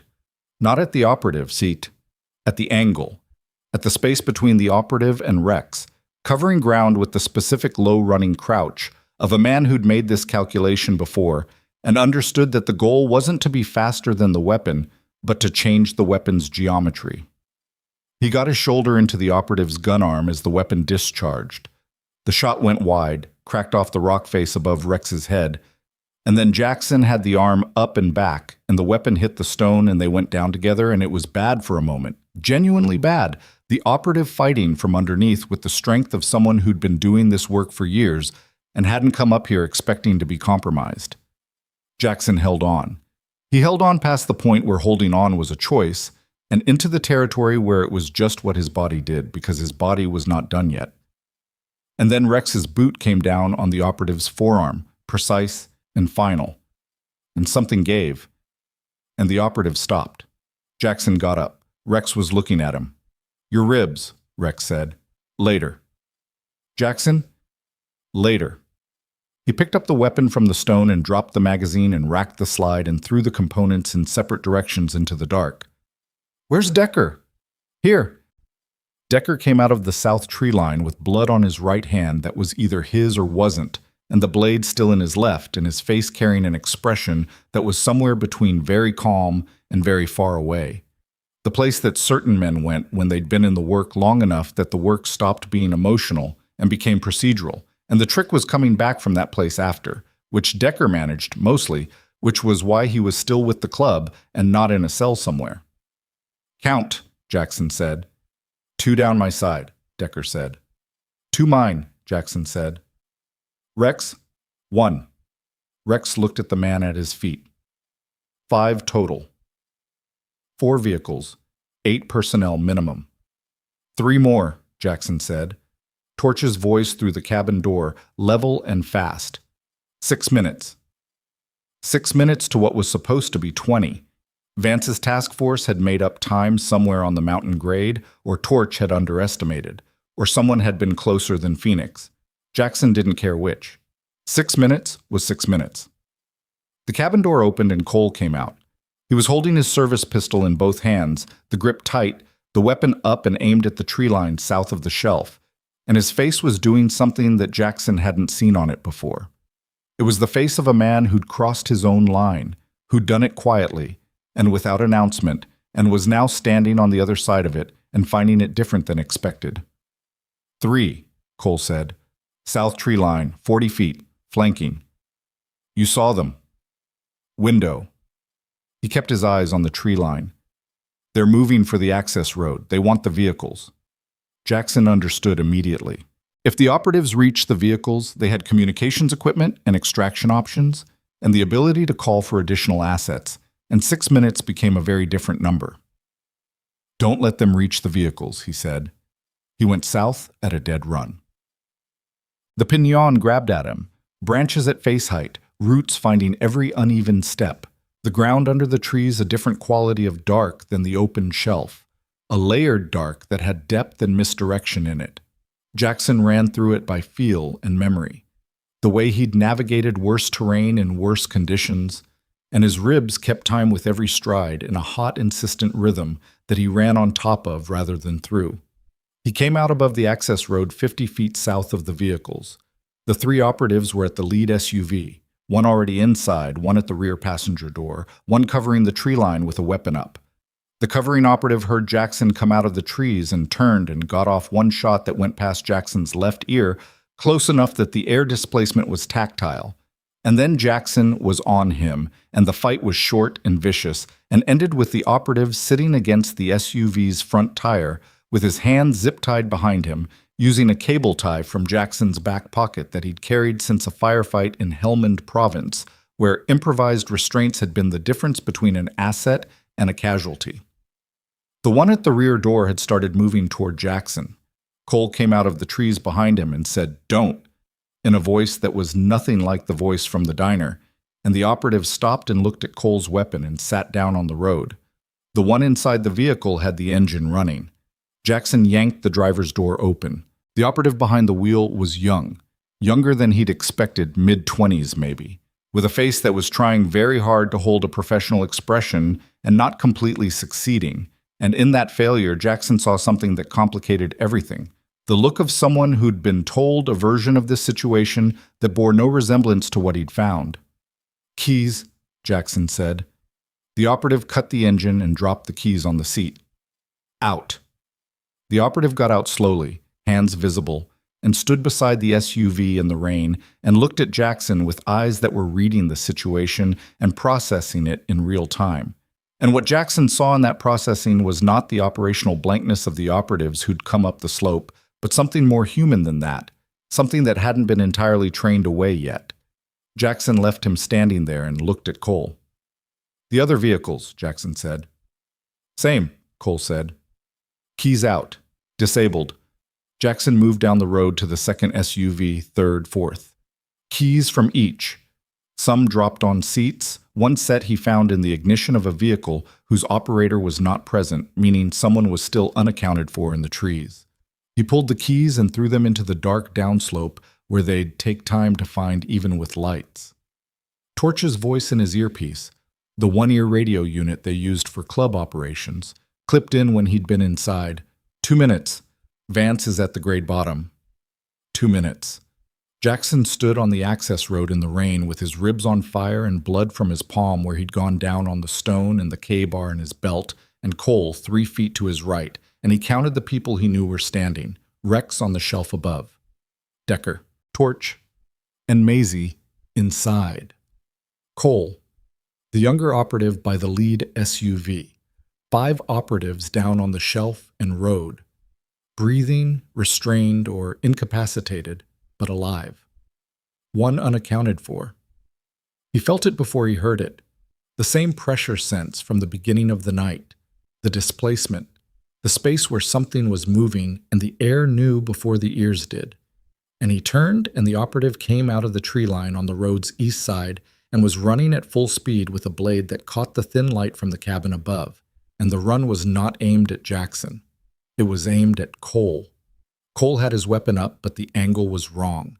The operative was on his strong side flank, inside the arc, too close for the weapon to rotate to. Jackson stepped between them. He took the impact on his left side, the blade finding the space below his cut where his jacket had ridden up, and the pain was immediate and extraordinary and specific. The knowledge of a blade entering the body, carrying its own particular information that was different from every other category of pain he'd experienced, and he used both hands to close on the operative's wrist, and he didn't let go. He didn't let go. He held on with everything he had, and he walked the operative backward into the side of the nearest SUV and used the vehicle as the third wall of a corner and applied the kind of sustained mechanical pressure to the wrist that 2 combat deployments and 15 years of life lived in the body had made available to him, and the blade dropped. The operative slid down the side of the vehicle. Jackson stepped back. He was aware of Cole's hand on his arm. He was aware of the sound of engines. Different engines, larger, heavier, the sound of vehicles with authority coming up the grade at speed. He was aware of lights flooding the access road below, multiple sources, the clean white-blue of tactical vehicle lighting. He was aware that he was still standing, which remained the primary metric. Cole said something that Jackson didn't catch because his ears had started doing the thing they did when his body was managing a significant injury. The rerouting of attention that was partly physical and partly the nervous system's way of telling him to stop spending resources on peripheral information and focus on staying upright. Jackson. Cole's hand tighter on his arm. Jackson, look at me. He looked at Cole. Cole's face was doing something complicated and sincere, and whatever he was about to say was interrupted by the sound of the first federal vehicle clearing the top of the grade and its headlights flooding the road, and then 2 more vehicles behind it, and the particular organized tumble of people deploying from vehicles who knew exactly what they were doing and had been briefed on what they'd find. A woman came out of the first vehicle. She was 50 or close to it, silver-haired, wearing a tactical vest over a civilian jacket that made her look like exactly what she was. Someone who lived at a desk who had been dragged into the field by a situation that hadn't given her the option of staying at the desk. She was flanked by 4 people in full kit who moved around her and practiced formation. She looked at the road, the disabled vehicles, the operatives on the ground. She looked at Jackson. "Voss," she said. "Vance," he said. She looked at the blood on his jacket, below the cut, and then at his face, and she made the rapid assessment of someone who'd learned to read casualties. "How bad?" she said. "Superficial." It wasn't quite, but it wasn't going to kill him in the next 10 minutes, which was the relevant window. "You need to sit down." "I need Maisie Rowan in federal protective custody before I sit down." Vance looked at him for a moment with the look of a woman who was accustomed to being the person who gave instructions and was doing the arithmetic on whether this particular situation warranted an exception. She made the exception. She looked at one of the kitted agents beside her. "Get the child." The agent went up toward the cabin at a jog. Vance turned to Cole. The look between them lasted several seconds and contained the entire history of a case that had been built in parallel around a man who had been simultaneously an asset and a subject. And the conclusion of that look was not warmth and was not condemnation, but was the flat acknowledgement of a woman who had a use for what he knew and was prepared to pay the cost of using it. "You'll testify," she said. "I'll testify," Cole said. "Everything, the chain above you, names, dates, authorizations. Everything." She held his gaze for one more second, then turned back to her team and began deploying them with the brisk economy of someone who'd been waiting 11 months for this moment and was not going to waste it now that it had arrived. Jackson leaned against the side of the nearest SUV. His left side was informing him in clear and increasing terms about the events of the last 30 seconds. He pressed his right hand against it and felt the warmth of what was seeping through his shirt, and did the internal accounting. Breathing was uncompromised, which meant nothing critical, and the bleeding was manageable with pressure, which meant he had time.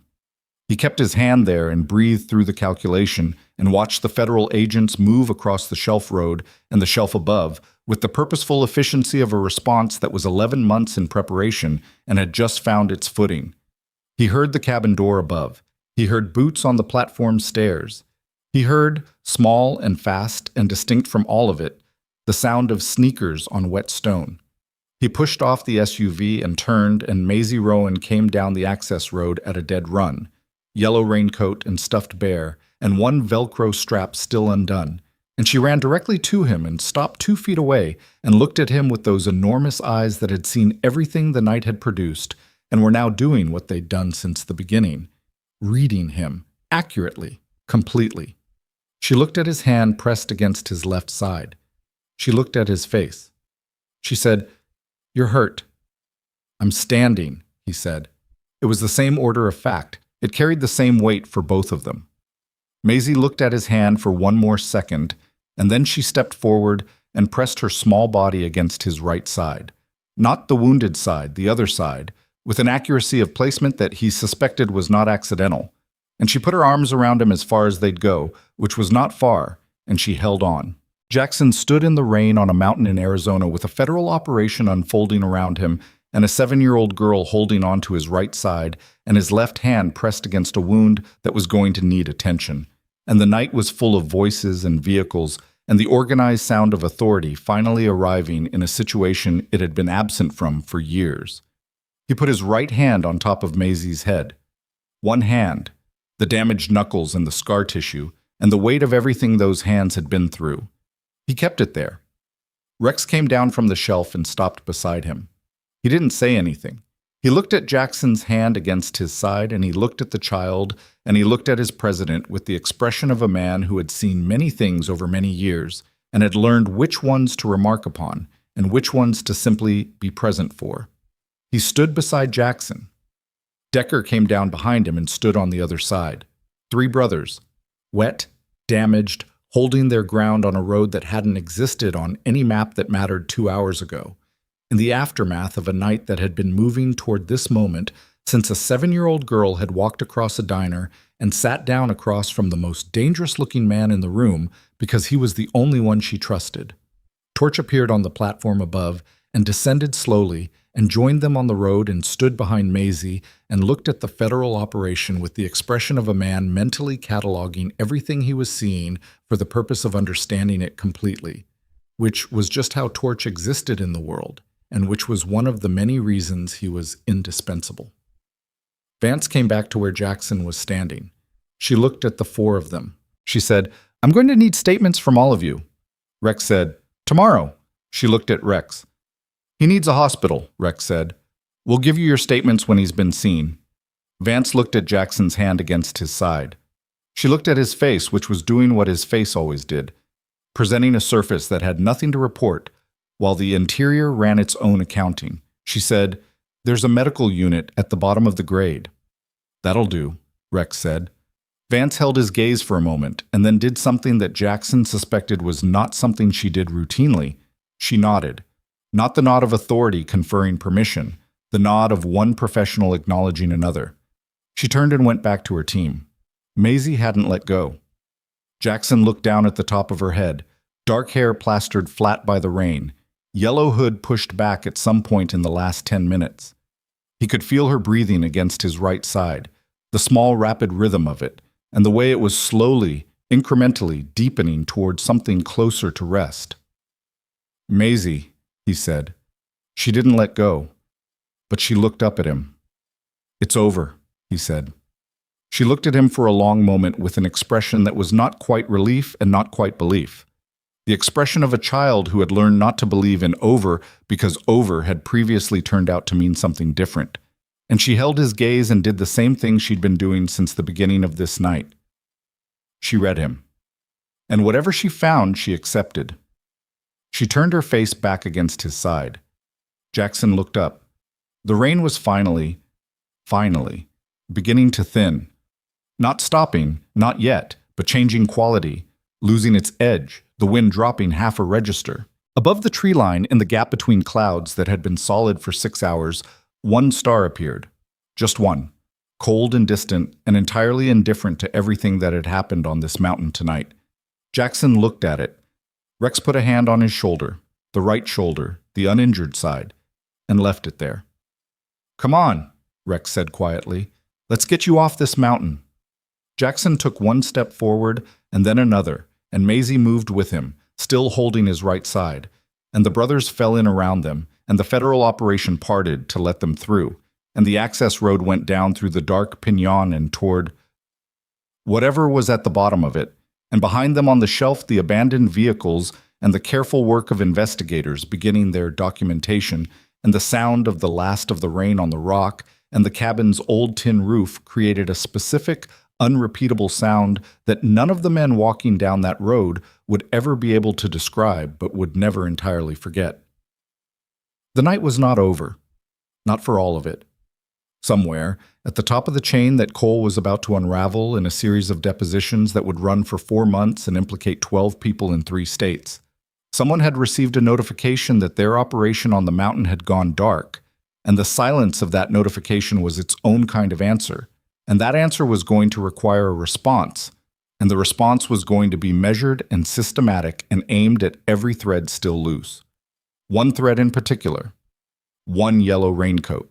One stuffed bear that the chain above Raymond Cole did not yet know had already been emptied of its drive and backed up to 4 servers and delivered into the hands of an independent counsel whose sealed case had just cracked open like a fault line reaching the surface.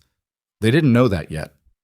By morning they would, and by morning Jackson Voss would be in a hospital room in Flagstaff with 3 stitches, or 30, depending on what the medical unit at the bottom of the grade found when they got his jacket off, and Maisie Rowan would be in the protective custody of federal agents who answered directly to Margaret Vance, and Rex would be in the waiting room drinking bad coffee and not leaving, and Decker would be outside in the parking lot on his phone making the kind of calls that needed to be made when a club had been in something and the world needed to not know the specifics. And Torch would be in a rental car in the parking lot with his laptop open, resetting a timer that nobody had ever needed to use, and filing documentation that would make 4 copies of everything on that drive available to 12 different independent journalists simultaneously if anything changed in the status of any of the people who'd been on that mountain tonight. Nothing would change, but Torch set the timer anyway, because Torch was Torch, and you didn't survive 14 years in signals intelligence by trusting that nothing would change. In the morning, everything would be different. But the morning was still out there in the dark somewhere, on the other side of a descent that Jackson Voss was making one step at a time, with a child's arms around his right side and his brothers around him, and the last of the rain coming down soft and without malice on the mountain that had tried to be the end of something and had turned out to be the beginning. The hospital in Flagstaff smelled like every hospital Jackson had ever been in. Antiseptic and recycled air and the particular staleness of a building that never fully slept, that maintained its fluorescent wakefulness through every hour of the night, regardless of what the world outside was doing. He'd been in the trauma bay for 40 minutes, and the doctor, young, efficient, with the focused calm of someone who'd stopped being surprised by the condition people arrived in, had closed the wound with 11 stitches and delivered a verdict on the rib that confirmed what Jackson had already known, fractured, 2 of them, which meant taped and managed and nothing that time wouldn't handle. The doctor had said he was lucky. Jackson had said nothing to that. He was sitting on the edge of the exam table in a paper gown that he found objectionable on every level when the curtain moved and Rex came in with 2 cups of coffee from the machine in the hall, the bad kind, the kind that tasted like hot brown water with ambitions, and he handed one to Jackson without ceremony and leaned against the wall, and they drank in silence for a moment. "Decker?" Jackson said. "Hand needed 6 stitches. He's refusing the gown." "Torch?" "Parking lot. Laptop." Jackson drank the coffee. It was as bad as it looked. "Maisie," he said.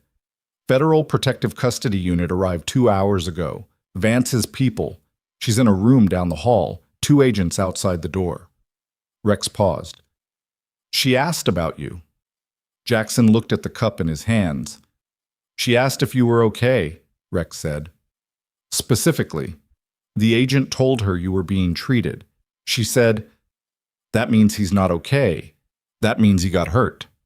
Rex's voice carried something in it that he was keeping carefully level. "Kid's sharp." "Bitch, yeah," Jackson said. "Jackson. I know. She doesn't have anyone. I know that too." Rex looked at him.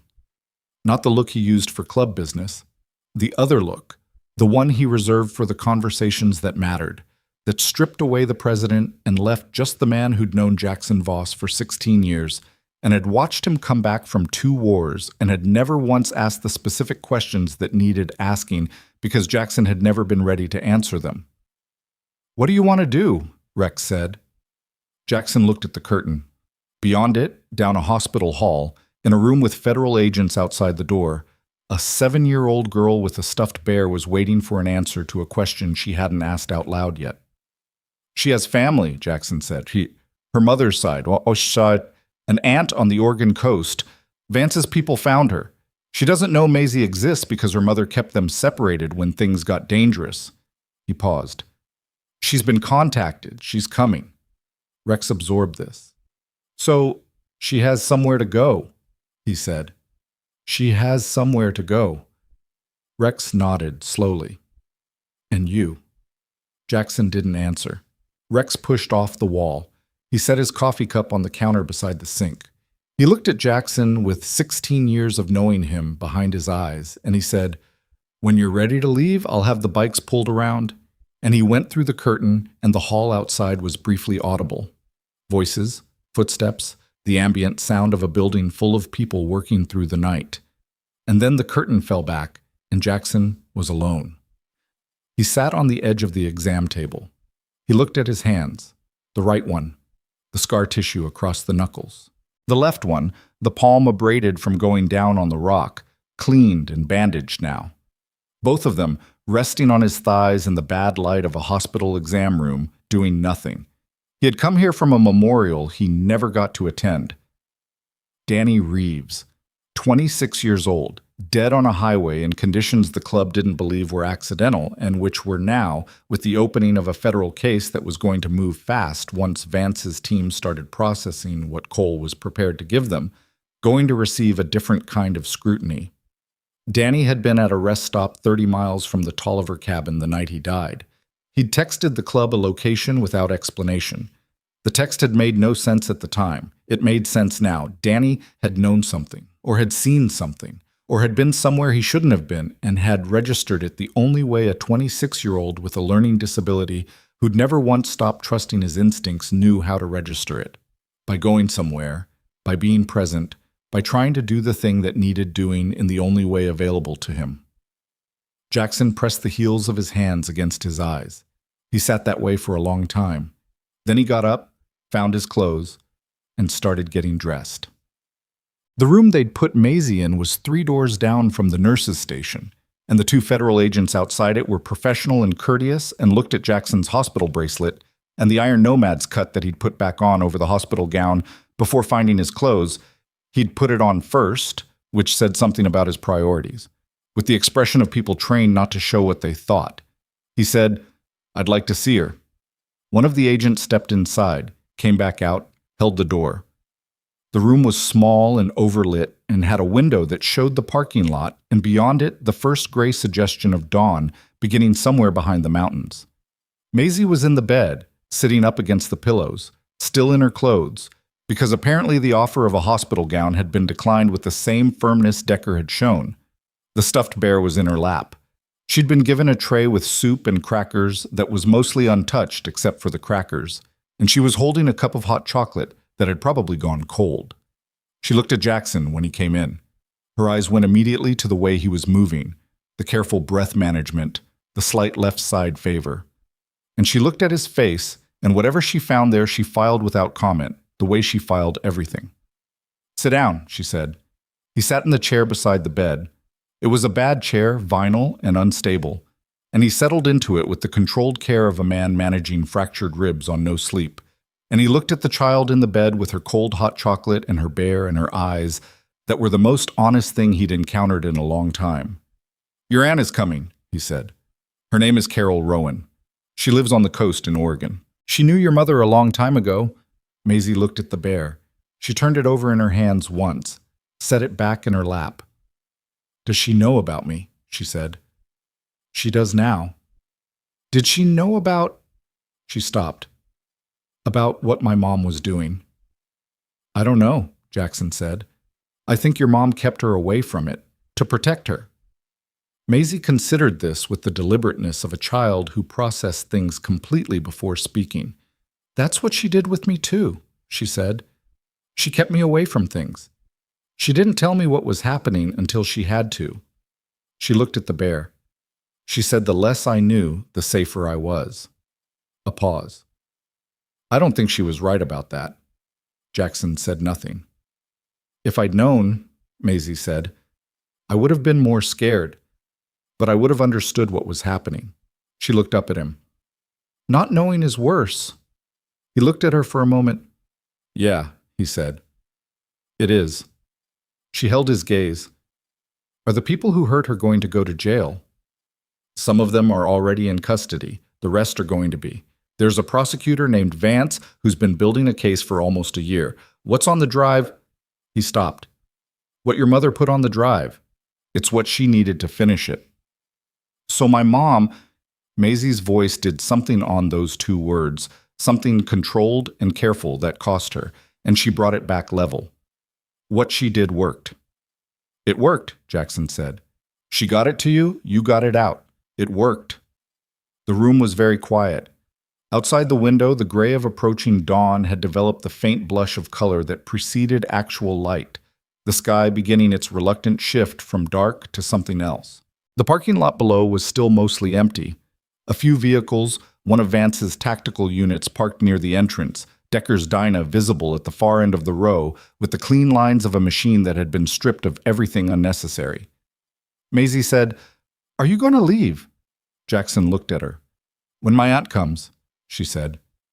Are you going to leave? He thought about what to say. He thought about the various true things available to him, and which of them would do the work that needed to be done, and which would be easier but less honest. And he chose the honest one, because she'd been lied to enough and misled enough, and managed enough, and she deserved the honest one. I have to go back to Arizona, he said. There's a memorial I didn't get to, for a brother who died. He watched her face absorb this.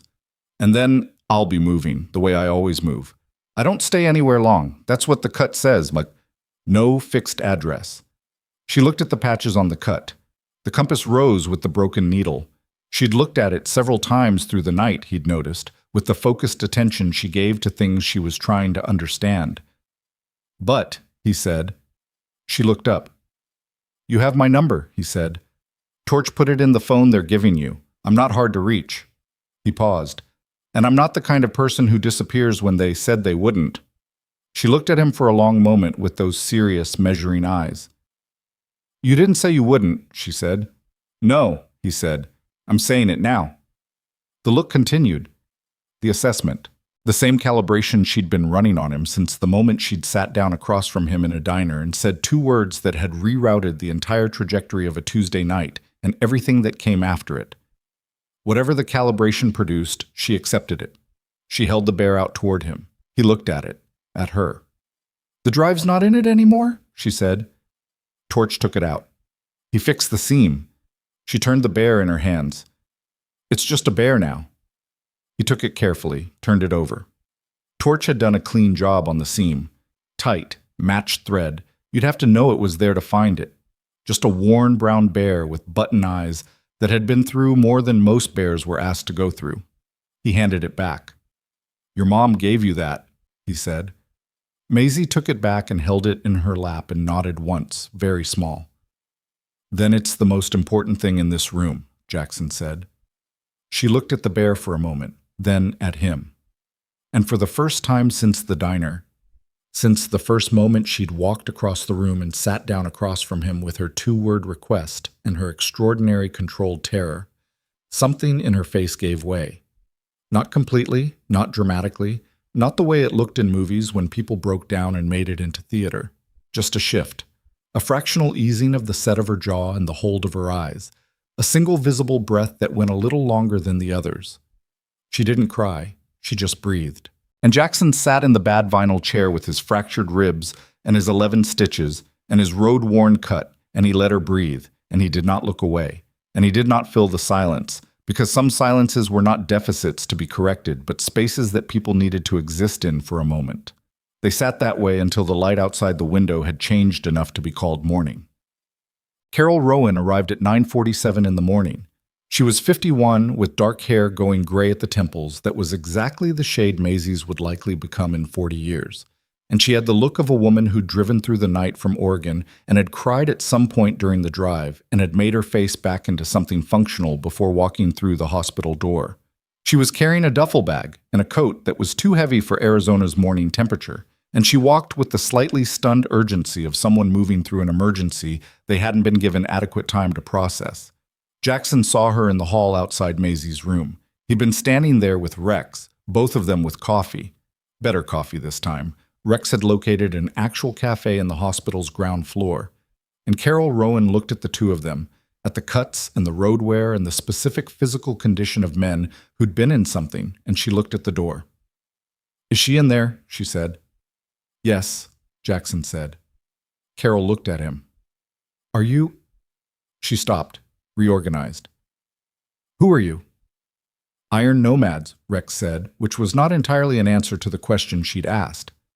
Carol looked at Jackson's cut, at his face, at the bandaged hand and the careful way he was standing. "You got her out," she said. "She got herself out," Jackson said. She came to us." Carol Rowan looked at him for a long moment, and then she did something that Jackson was not prepared for. Not because it was large, but because it was small and certain and completely without performance. She put her hand on his arm, the right arm, the uninjured side, and she held it there for 3 seconds, and she said, "Thank you," in the voice of someone for whom those 2 words had run out of adequate size. Then she went through the door. Jackson and Rex stood in the hall and listened to the sound of a woman going into a room where her sister's daughter was sitting up in a hospital bed with a stuffed bear in her lap, and neither of them said anything. And the sound from inside the room was the kind of sound that a closed door can't entirely contain. Rex put a hand briefly on Jackson's shoulder. "Come on," he said. "Let them have it." Tep. They left at 11. Torch had slept 2 hours in the car and emerged looking approximately the same as he always looked, which was one of his more unsettling qualities. Decker had his hand wrapped and was testing the grip on various objects in the parking lot with the pragmatic focus of a man assessing the operational implications of an injury. Rex had settled the paperwork questions that Vance's team required. Names, statements, a formal account of the night's events that had been distilled and shaped by Torch before anyone signed anything. And Vance herself had come down to the parking lot and stood with Jackson for 5 minutes in the thin morning light. "Cole's in a secure location," she said. "Deposition starts tomorrow. The chain goes high." She paused. "Very high." "Danny Reeves," Jackson said. She looked at him. 26 years old. Highway crash outside of Yucca Flat 4 days ago. Single vehicle, according to the report. He held her gaze. He was at a rest stop 30 miles from the Tolliver cabin the night he died. He texted the club a location with no explanation. Vance was quiet for a moment. "You think he'd seen something?" "I think he was 26 years old, and he trusted his gut, and he acted on it, and the accident report was signed by the same deputy whose name appears in your financial records." Jackson watched her face process this. "His name was Danny Reeves, and he was ours, and if there's a case to be made, I'll look at it," she said. Not a promise, not a brush-off. The specific flat commitment of a woman who meant what she said and didn't say things she didn't mean. "That's enough," Jackson said. She held out her hand.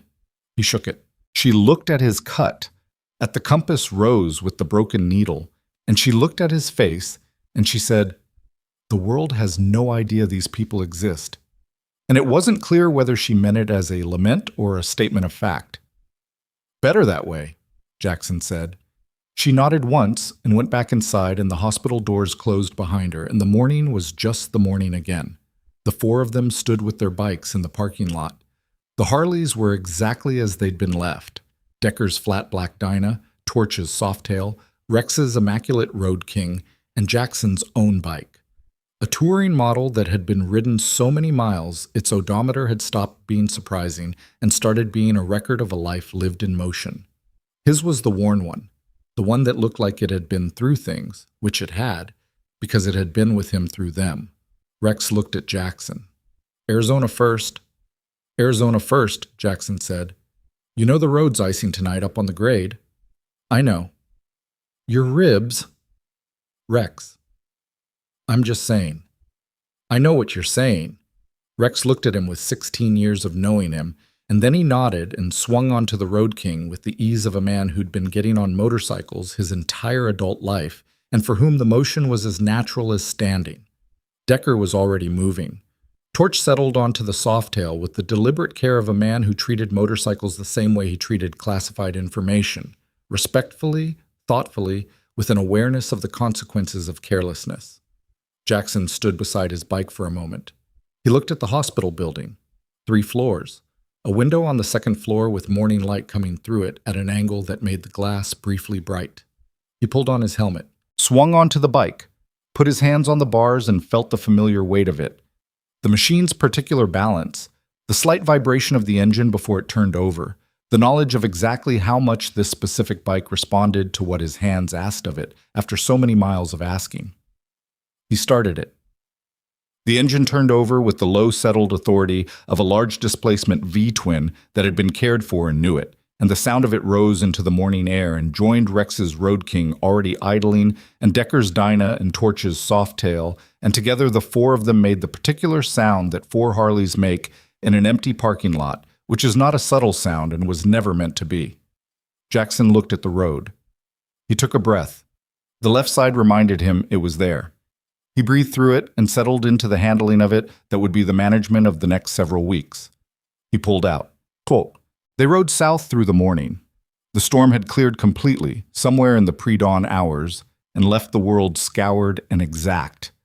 The sky a shade of blue that only existed in the American Southwest in the hour after a major storm front. The kind of blue that looked painted and wasn't, that had the quality of something that had been hidden all night, and was now available in its complete form.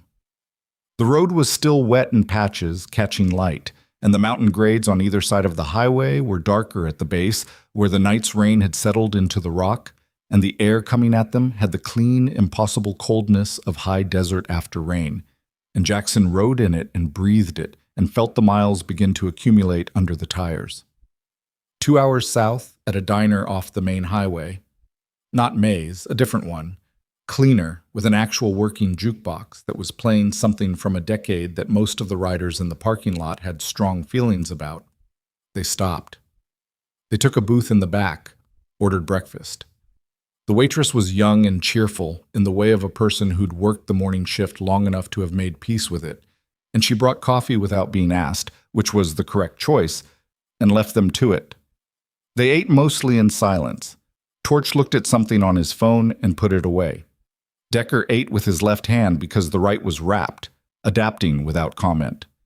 Rex put away an amount of food that Jackson had always found remarkable and that Rex maintained was the product of excellent metabolism and not at all of the 40 years of physical work that had built the body requiring it. Jackson drank his coffee and looked out the window at the parking lot where their bikes stood in the morning sun, the chrome picking up the light, the leather saddlebags carrying the familiar geometry of 4 men's lives in transit. Torch said, "The case is going to take time." Nobody responded. They knew this. Cole's cooperation buys Vance the structure. The drive provides the documentation. But the people at the top— Torch turned his coffee cup in his hands. "They have resources. They'll use them. It won't be clean, and it won't be fast." Rex said, "It'll happen." Torch considered this. "Yes," he said, "it'll happen." Decker said, "Danny." It was the first time any of them had said his name since the mountain. The word landed differently in a diner booth over breakfast than it had landed in a hospital parking lot or on a wet access road at 2 a.m.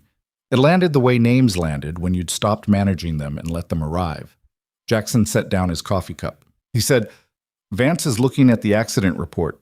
If there's a case there, she'll find it." He paused. "He saw something. He tried to do something with it. That's Danny." Rex nodded. "He'd been at that rest stop looking at something," Jackson said. "We'll know what it was eventually, when Vance's team works backward through the network." He picked up the coffee cup again. "We'll know what he found." The table was quiet for a moment. Rex said, "The memorial's tomorrow." "I know." "You'll ride tomorrow." "I'll ride tomorrow." That was the end of it. Not the end of the grief. Grief didn't have an end. It had a shape. And the shape of it changed over time, but the material of it didn't disappear. Jackson knew this with the authority of a man who'd been carrying various griefs for a long time and had learned to carry them the way you learn to carry any weight. By adjusting your center, by knowing where it was, by not pretending it wasn't there. But the end of this particular conversation, which was the way the club handled loss, briefly, directly, with the acknowledgement of what it was, and the clear statement of what came next, which was always, we ride, we remember, we continue. They left the diner at noon. The road south was open and dry, and the afternoon was building toward a warmth that was going to make the riding good. The kind of Arizona afternoon that came after storms, bright and clear, and smelling of wet creosote, and the particular version of the desert that only existed when it was recovering from something. Jackson rode and didn't think. This was a skill. The not thinking. Not the absence of a mind, but the giving of the mind to the road, to the engine under him, to the way the tires found the asphalt, and the wind came at different angles on curves and straightaways, to the small, constant physical conversation between a rider and a machine that required enough attention to crowd out the other conversations. He'd learned it in the first year after discharge when the other conversations had been too loud and too constant, and the road had been the only thing that turned the volume down. He thought about Maisie anyway, not with decision. His mind just went there the way it probably would for a long time. He thought about the two-finger grip on his cut, the careful placement of herself against his right side in the parking lot, the way she'd said, come back in the amber light of the cabin before he went out into the dark. He thought about what it meant that she'd known, instinctively, which side of him was uninjured, that she'd done the math of that in a parking lot in the rain while a federal operation was being conducted around them. He thought about a woman driving a document to her daughter in a stuffed bear before her car went off a highway outside Flagstaff, and what that woman had known about the world, and what she'd chosen to do with what she knew, and what that courage looked like, and what it cost. He thought about Danny Reeves at a rest stop 30 miles from a mountain, sending a text that nobody understood until it was too late to matter in the way it might have mattered. He rode south. The road held him. 3 weeks later, on a Tuesday morning, he was outside a diner in Nevada when his phone went. The number was the one Torch had put in a 7-year-old girl's new phone in a hospital parking lot in Flagstaff. He answered. "It's Maisie," she said. "I know," he said. A pause. The slight sound of wind on her end, which meant she was outside. "I'm in Oregon. My Aunt Carol has a house. It has a dog." Another pause. "His name is Biscuit, and he's very large and not good at being a dog." Jackson said, "What kind of dog?" "We don't know," she said. "He looks like several different dogs that couldn't agree." Jackson looked at the parking lot in front of the diner, his bike in the morning light, the road going east and west beyond it. "How is it?" he said. Maisie was quiet for a moment. He could hear the specific quality of a silence that was doing work, the processing silence he'd come to recognize. "Strange," she said. "Good strange. Carol makes a lot of food. She talks a lot. She says she's sorry she didn't know about me sooner." Another pause. "I told her it's not her fault. My mom decided that." "That's right," Jackson said. "She cried when I said it." "Adults do that," he said. "You don't," she said. He looked at the road. "No," he said. "Not usually." She seemed to accept this the way she accepted everything, as information to be filed accurately, without judgment. "Jackson," she said. "Yeah." "The case," she said. "Vance. Is it going to—" She stopped, started again. "Is it going to do what it's supposed to do?" He thought about what to say. He thought about the honest answer versus the easy answer versus the answer that would serve her best. And he arrived, as he usually did, at the conclusion that they were all the same answer. "I think so," he said. "The people at the top of it, they're going to fight. They have money and lawyers, and they'll use everything they have. But Vance is good. Cole is giving her everything. And what your mother put on that drive—" He paused. "That's real. That's documented. That's the kind of evidence that doesn't go away." He looked at the sky. "It's going to take time. But yeah, it's going to do what it's supposed to do." Maisie was quiet. "My mom would have wanted to know that," she said. "I think she knew it," Jackson said. "She knew what she'd built. She knew how to build something that would hold." The morning was very still on his end. No wind, no traffic yet, just the parking lot and the diner and the sound of someone starting coffee inside, which he could hear through the propped open door. "Jackson," she said. Yeah. Biscuit likes to sleep on the bed, she said. Carol says it's a bad habit. I don't think it's a bad habit. He said, No, it's probably a good habit. That's what I said. You're right. He heard her exhale.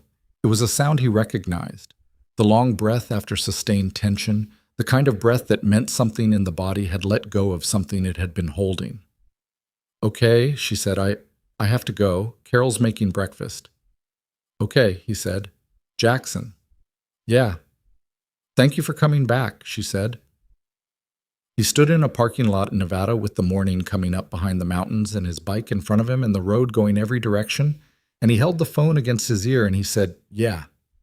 He stood there after she'd hung up for a little while. Then he went inside and got coffee and sat in a booth by the window and watched the road in the morning light, the clean asphalt still holding the faint dark of night at the edges, the painted center line extending north until it curved away behind a rise and disappeared. He thought about Oregon, about a house near the coast, about a dog that looked like several different dogs that couldn't agree, about an aunt who made too much food and talked too much, and had apparently been waiting without knowing it for 11 years for a niece she didn't know she had. He thought about all the roads between Nevada and the Oregon coast, and how many of them he knew by feel, from memory, from the accumulated miles of a life spent moving. He thought about Danny Reeves, who would have approved of all of this in the way Danny approved of things, without words, with a specific quality of attention that meant he was paying full notice and was satisfied with what he saw. He drank his coffee. Outside, the road held its line north and south, empty and patient, lit now by the full arrival of morning. Jackson Voss left a 20 on the table for a $5 coffee. He put on his cut. He went outside into the morning and he got on his bike and he sat for a moment with his hands on the bars and his eyes on the road. The engine turned over. The sound of it rose into the clear Nevada morning, that low rolling authority that was the voice of a machine that knew its rider and had covered enough ground together that neither of them had anything left to prove. He pulled out onto the road. He rode north, not because north was a destination exactly, but because north was the direction of a coast and a house and a dog with no clear lineage and a child who had asked him to come back and to whom he had made, in a parking lot before dawn in Arizona, a particular kind of promise, not loud, not formal, not the kind that required witnesses or documentation or anything other than the fact of the man making it, the kind that held. The road opened ahead of him, long and straight and lit by morning, and the mountains came down on both sides, and the sky was the impossible blue of afterstorm, and the desert ran clean and bright to every horizon. And Jackson Voss rode through it with fractured ribs and 11 stitches and a broken compass on his back in a direction, finally, that wasn't just away from something. His brothers were behind him in the wind somewhere. They were always somewhere in the wind. That was enough. That had always been enough. The engine pulled north and the road took him, and the morning held, and somewhere up ahead, past all the miles and the mountains and the long, straight American highways that connected one version of loneliness to another, a coast waited with its particular cold light and the sound of the ocean doing what oceans did. Indifferent to everything, present for everything, patient in the way that only very large and very old things manage to be patient. And a child stood in it somewhere with a worn bear under her arm and her face into the wind. Jackson rode toward that. He didn't look back.